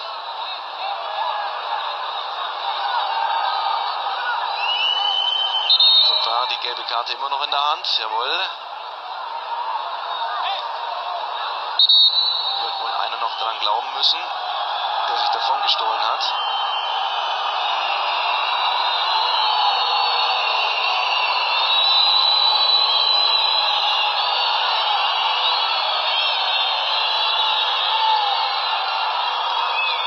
Der Schiedsrichter holt sich jetzt beide Kapitäne und sagt, Leute, was ist denn hier eigentlich los?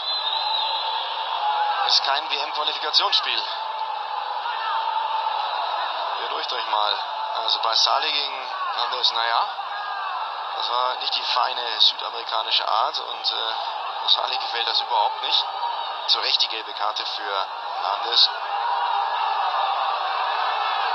Danach fiel er um nichts, also keine gelbe Karte mehr. Hatte sie noch ein bisschen länger in der Hand, dachte, da war noch wegen Meckerns vielleicht Handlungsbedarf. Dem war nicht so. Damian. Marsali. Unverletzt davon gekommen, Gott sei Dank. Bonucci. Wird nochmal gewechselt bei Italien. Sharawi. Von AS Rom. Offensiver Mittelfeldspieler steht bereit.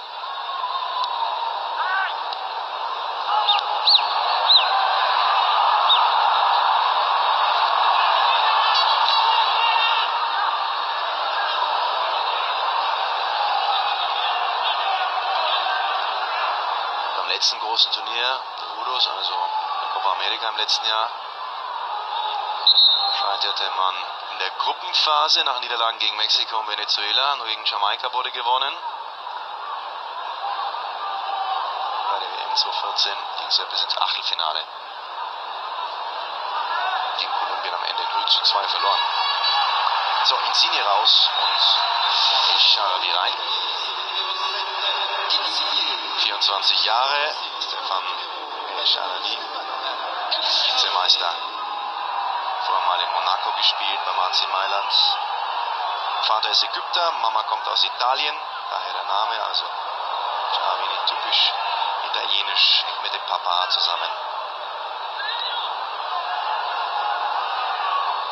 Sein 21. Länderspiel.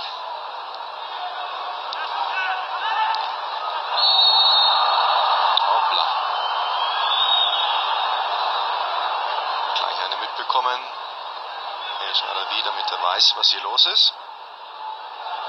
Kein Kindergeburtstag, 25 Minuten vor dem Ende. Ein paar mehr Torszenen könnten es schon sein.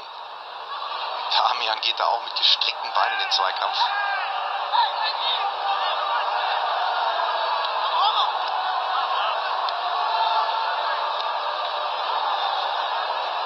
Da merkt man auch schon, dass ein bisschen was auf dem Spiel steht. Das ist Prestige. Da geht es um Ruhm und Ehre. Und vor allem für Uruguay geht es auch darum, die Kurve zu kratzen, wieder sich ein Selbstverständnis zu organisieren mit einem guten Ergebnis. Denn allzu lang ist das nächste wichtigste oder wichtige Quali-Spiel gegen Argentinien nicht mehr entfernt. Viel ruckzuck. Nach den letzten Ergebnissen sind sie im Moment im Tal der Tränen, machen sich große Sorgen um eine WM-Teilnahme im nächsten Jahr in Russland.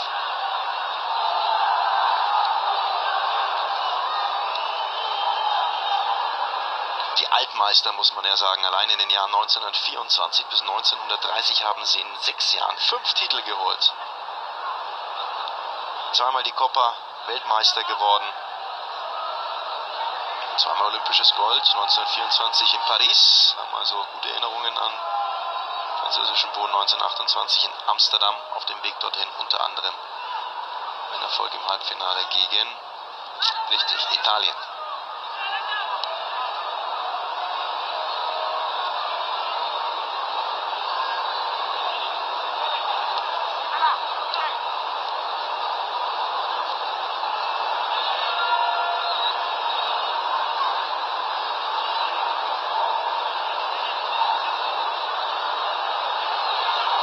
Schnell und dribbelstark von El Charavi. Sich dann lässt den Vorteil laufen. Montolivo vom AC Mailand hat eine deutsche Mama, spricht auch sehr gut Deutsch, wird auch El Tedesco genannt, also der Deutsche, Ricardo Montolivo, mit einem harmlosen Versuch.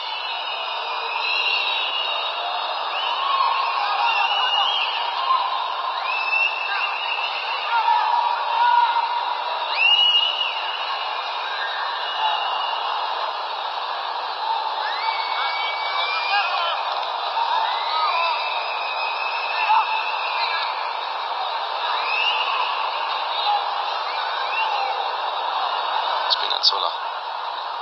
El Charavi rutschte weg.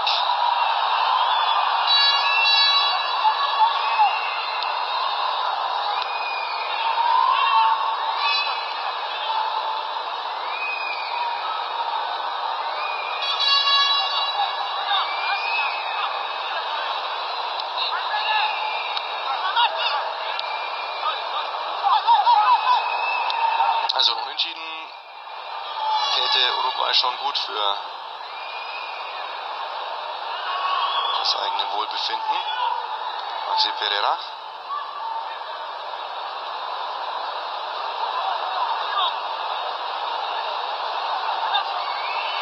Cortés. Wurde früher mal auch Luganito genannt, nach Ex-Kapitän Diego Lugano.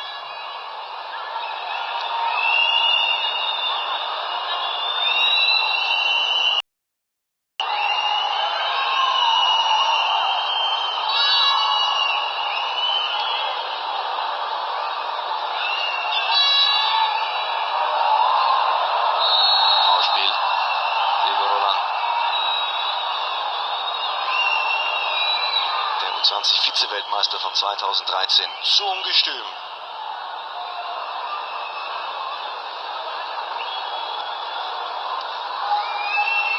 Der Stürmer der Gäste, wenn man so sagen darf, kommt nicht so zur Geltung. Roland und Ureta.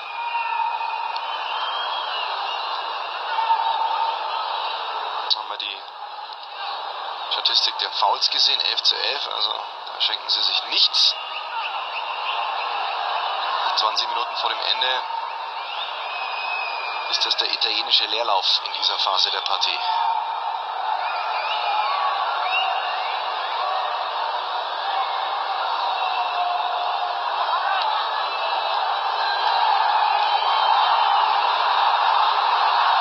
Uruguay muss auf Fehler lauern, aber dann auch präziser spielen. Roland. Landes. Vecino. Das ist ein interessanter Spieler, dieser Matthias Vecino. Das haben wir heute über weite Strecken zwar nicht gesehen, aber 25 Jahre. Marzi Florenz. Sind nicht für den internationalen Wettbewerb qualifiziert. Marktwert so um die 11 Millionen, habe es vorhin mal angesprochen.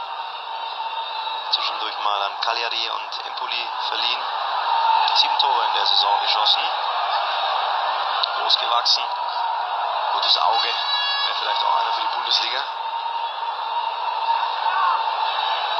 Vor allem bezahlbar.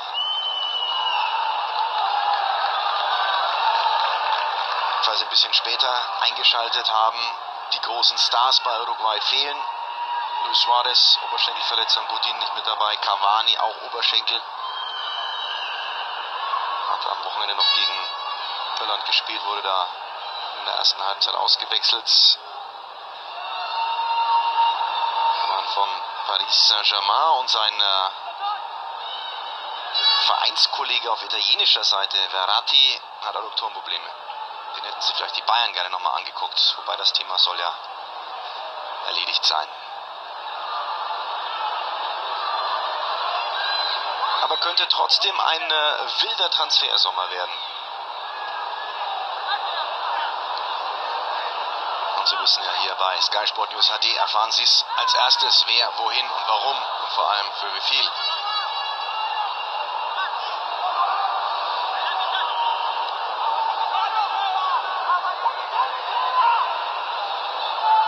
Maxi Pereira. Bekommen Sie es auch mal durchdekliniert, die Uruguayos? Das ist die Frage mit dem Kapitän.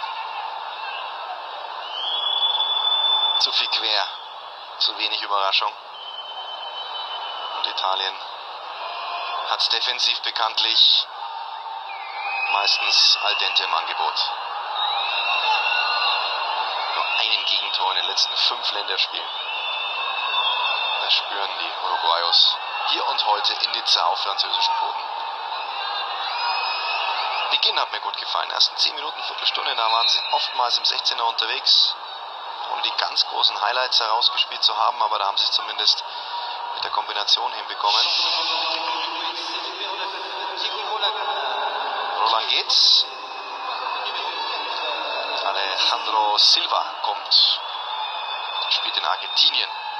Wurde da 2016 Meister geworden in Montevideo. Eigentlich ein Defensiver. Roland, ja, ein Stürmer. Mal gucken, wie sich das Oscar Tavares vorstellt. Da haben wir ihn. Alejandro Silva. 27 Jahre. Gelernter Rechtsverteidiger.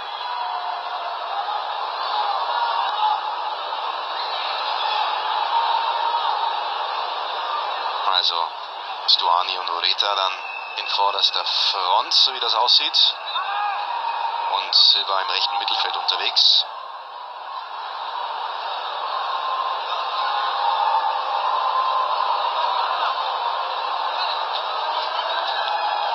Und wir wechseln nochmal die Sportart, liebe Tennisfans. Ab 19. Juni gibt es bei uns das nächste 500er Turnier aus dem Londoner Queen's Club auf dem grünen Rasen von England. Das Topmatch des Tages auf Sky Sport News HD hier für Sie. Die Karawane zieht weiter von Sand auf Rasen. Schon nächste Woche ist ja in Stuttgart Rasentennis angesagt. Wir halten Sie auf dem Laufenden und das Highlight Wimbledon natürlich live und exklusiv bei Sky. Diesem Jahr übrigens eine Woche später, geht erst im Juli los. Meines Wissens 3. Juli müsste ein Montag sein. Finale dann am 16. Juli. Herrenfinale.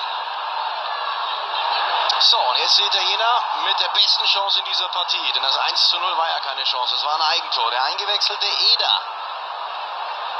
In der 75. Minute. Gutes Timing bei der Flanke und den kann man auch mal aufs lange Eck bringen. Fernando Muslera stand ja schon am ersten Pfosten. Insofern Aufsetzer, gute Idee, Präzision eher suboptimal bei Eder. Im Mann von Inter. 8 Tore in der Serie A erzielt, 4 Vorbereitungen.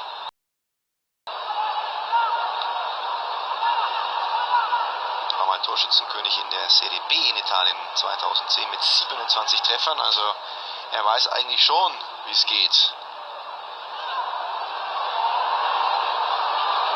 Super Bewegung von González.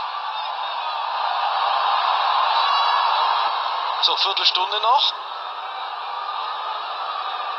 Mit einem Eigentor haben sie uns verwöhnt, die Herrschaften.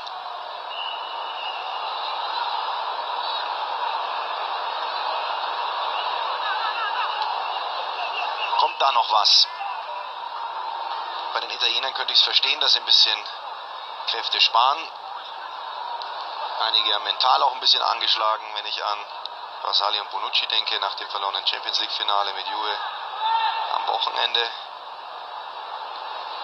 Auf der anderen Seite am Sonntag das Spiel gegen Liechtenstein wird nicht die ganz große Herausforderung, ohne den Liechtensteinern zu nahe treten zu wollen.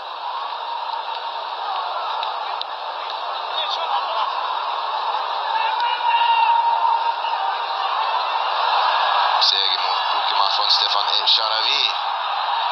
Und jetzt eine tolle Parade von Fernando Muslera. Da sieht man, warum er nur 42 Gegentore in jetzt 89 Länderspielen kassiert hat. Das sind die Situationen von Stefan El Shaarawy. Das 1-gegen-1, ein Wackler und dann die Chance abzuschließen. Und das war durchaus präzise, aber Muslera ist eben reaktionsschnell, hat sich bei dieser Parade wohl verletzt. Hält sich da die Schulter. Da sind die Uruguayer ganz schön belauscht worden bei diesem Konter der Azzurri. Chiellini kommt.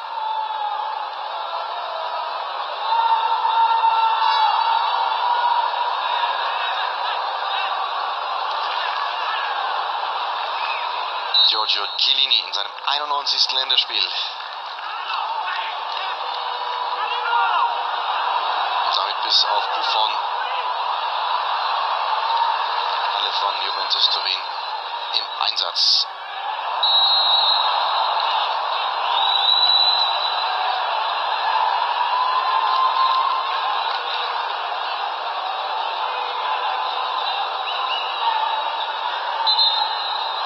Ligaspiele für Juventus Turin in der Vita stehen. Ein Wahnsinn, 32 Jahre. Seit 2004 für Juve unterwegs. Vorher war er in Livorno, in Pisa geboren. Kommt für seinen Mannschaftskollegen Barzagli.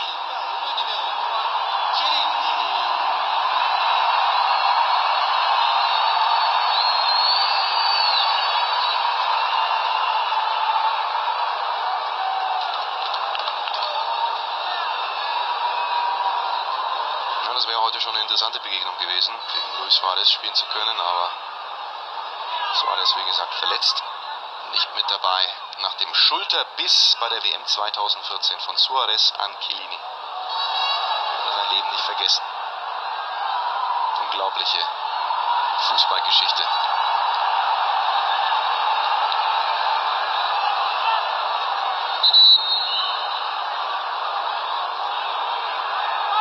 Jetzt hat er dann doch ein paar Mal gewechselt. Giampiero Ventura.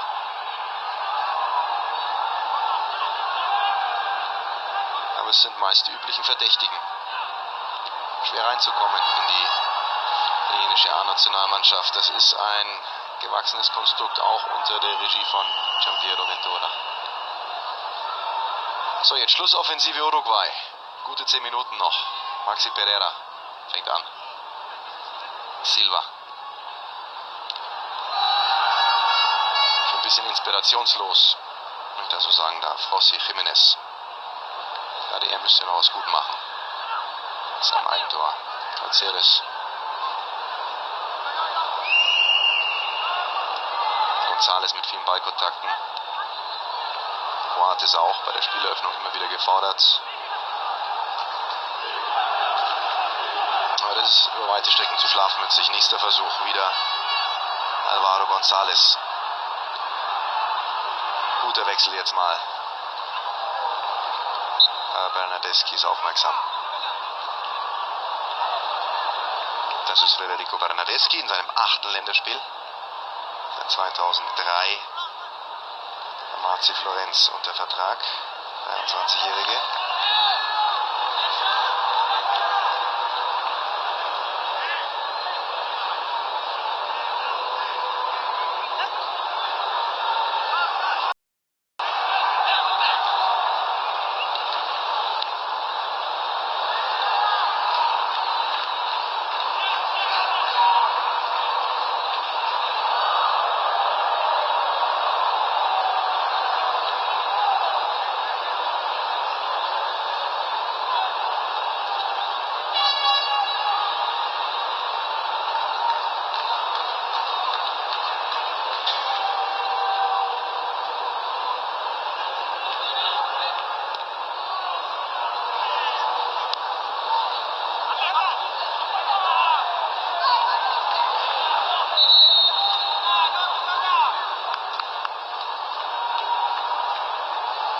Manolo Gabbiadini.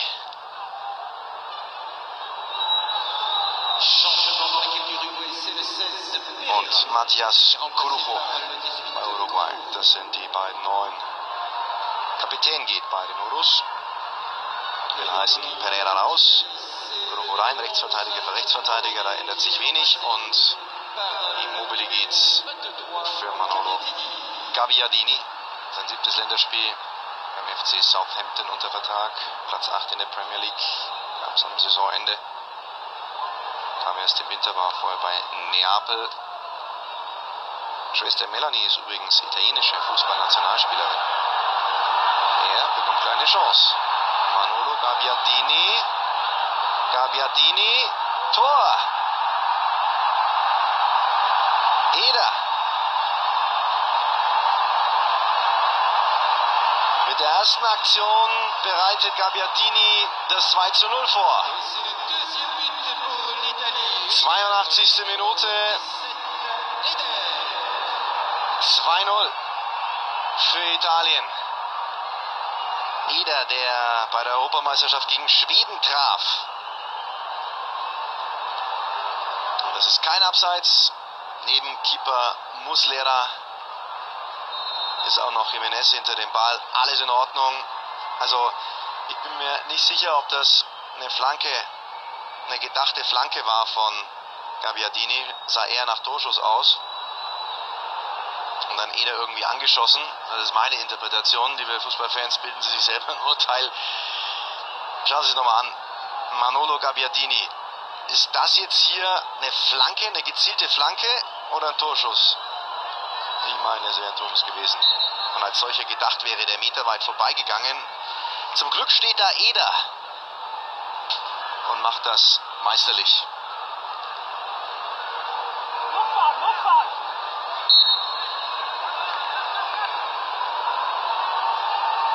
Jo, dann sind die Dinge hier klar geregelt.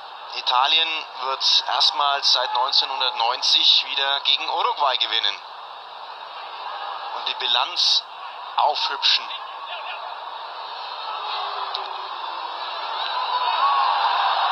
Dann sind es 3 Siege, 4 Remis und 4 Niederlagen. Immer noch negativ. Aber vielleicht sieht man sich ja wieder Zum Beispiel bei der Weltmeisterschaft im nächsten Jahr in Russland. Und die Uruguayos immer noch auf Selbstfindungsphase. Anders kann man das nach diesen 90 Minuten nicht sagen. Ein oder andere Ansatz im ersten Durchgang war ordentlich offensiv. Waren sie auch laufbereit, aber es hat doch mehr und mehr nachgelassen im Verlauf dieser Partie. 6 Minuten vor dem Ende.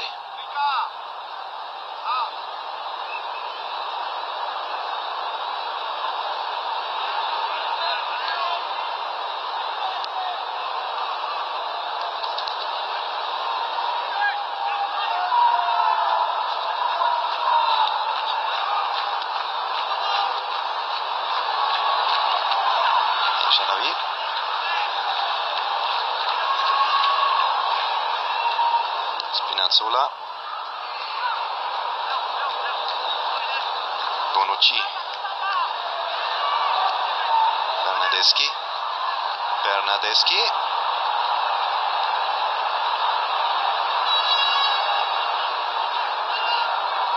Ex-Junior-Nationalspieler auch, Italien.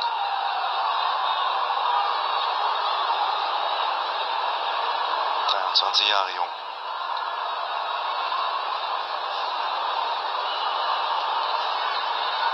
Auch nachdem Florenz den internationalen Wettbewerb verpasst hat mit Platz 8, einer für Europa. Kann ich mir vorstellen.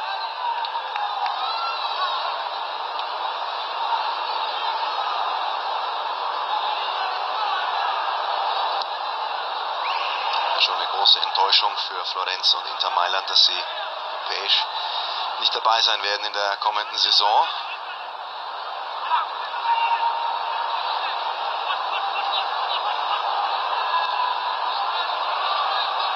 Dementsprechend wird es wohl ein bisschen unruhig, was etwaige Wechsel nennen.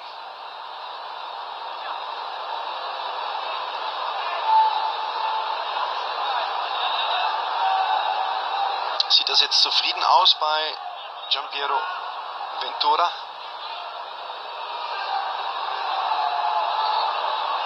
Mal wieder 1:0, so sieht es zumindest aus.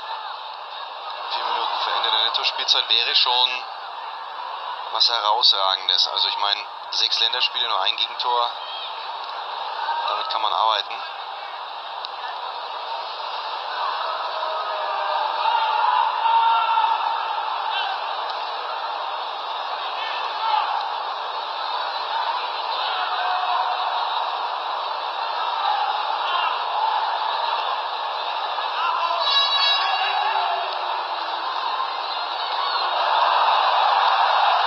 Wie er leibt und lebt.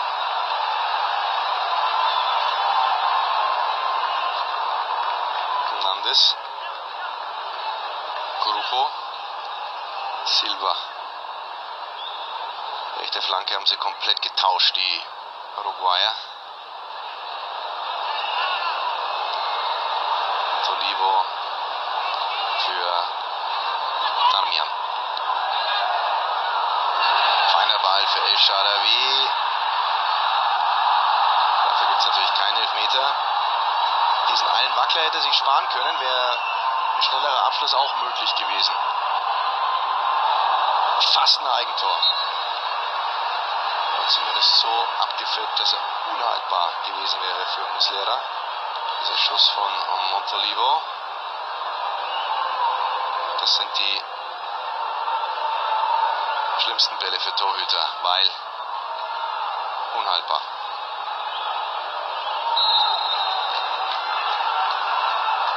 So, nochmal ein Standard für die Azzurri.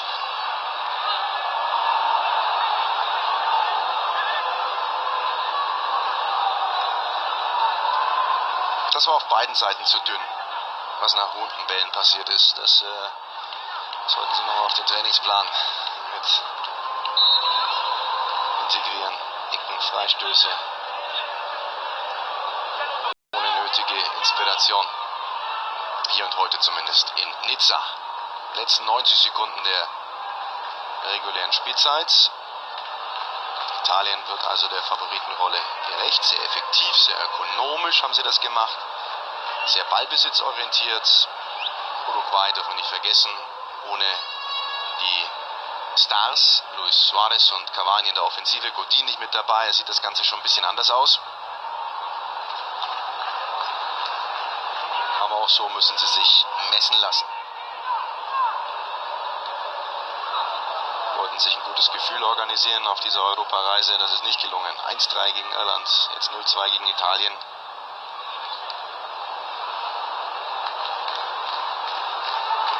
Ende August dann also das wichtige Spiel gegen Argentinien. Es sind jetzt also schon 5 Niederlagen in Folge, 3 in der WM-Qualifikation, 2 jetzt in Testspielen.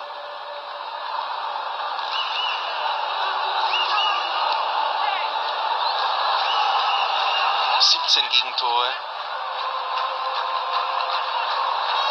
in diesen Partien, also da gibt es viel zu tun für Oscar Tabarez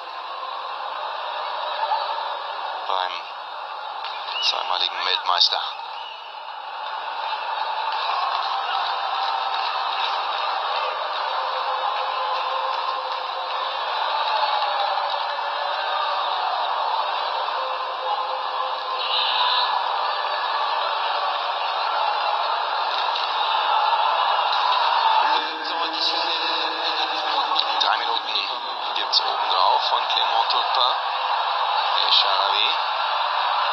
Die Situation hat er schon das eine oder andere Mal und jetzt bekommt er einen Elfmeter dafür. Da noch abzuwinken, José Jiménez. Das ist ein gebrauchter Abend für den Mann mit der Nummer 2. Eigentor gemacht in der 7. Minute und jetzt auch noch in der Nachspielzeit Elfmeter verursacht. Einen klareren Elfmeter habe ich die letzten 3 Jahre Minimum nicht gesehen. Und dann wird es auch noch deutlich. Womöglich. Daniele De Rossi. Der Mann mit den meisten Länderspielen. Heute auf dem Platz wohlgemerkt. Noch mit den meisten Toren. 20 hat er erzielt. Ist das das 21.? Jo. Geschickt verzögert. Muslera verladen. 3-0 Italien.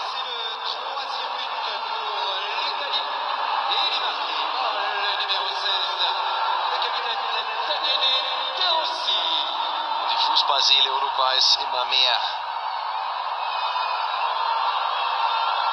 beschädigt.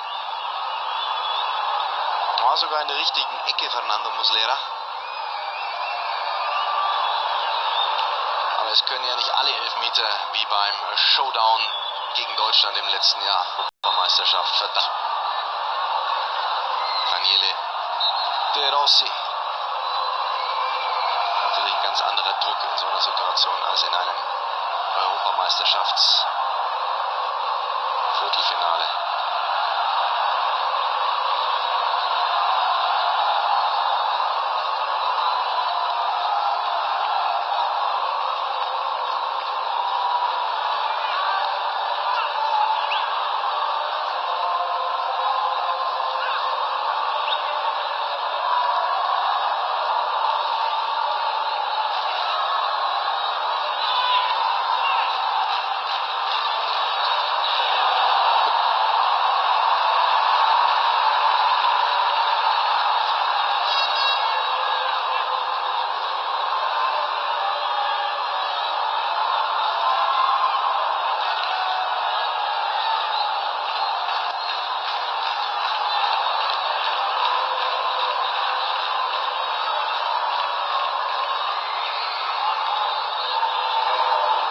Aus italienischer Sicht heißt es, nach San Marino ist vor Liechtenstein, ist Uruguay.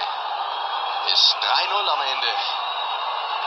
Für die Urus hat sich die Europareise als weitere schlechte Erfahrung herausgestellt, was die eigene Verfassung angeht. Ein Freistoß gibt es noch. Die letzte Aktion in dieser Partie, bin ich sehr sicher, die der französische Referee Clément Turpin den Aktiven gönnt.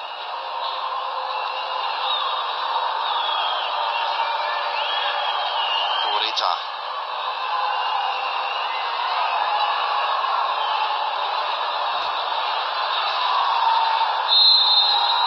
Chippt.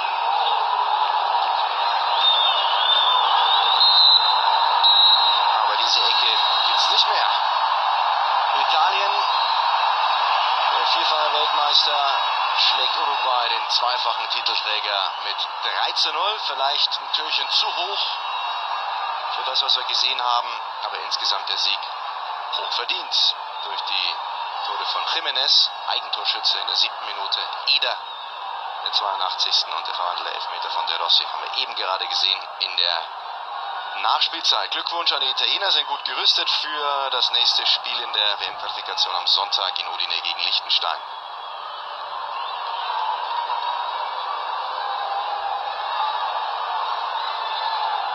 Dann schauen wir nochmal auf die Highlights dieser Partie. Erster Durchgang, 7. Minute, das Eigentor von Jiménez.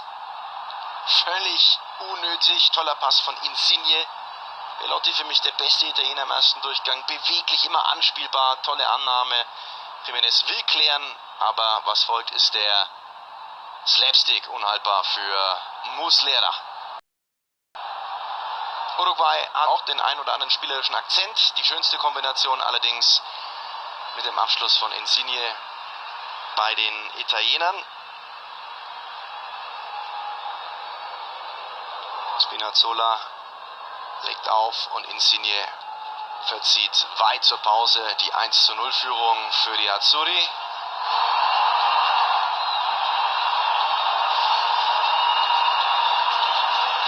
Und dann schauen wir in die zweiten 45 Minuten mit dem nicht gegebenen Tor. War wohl hauchzart abseits.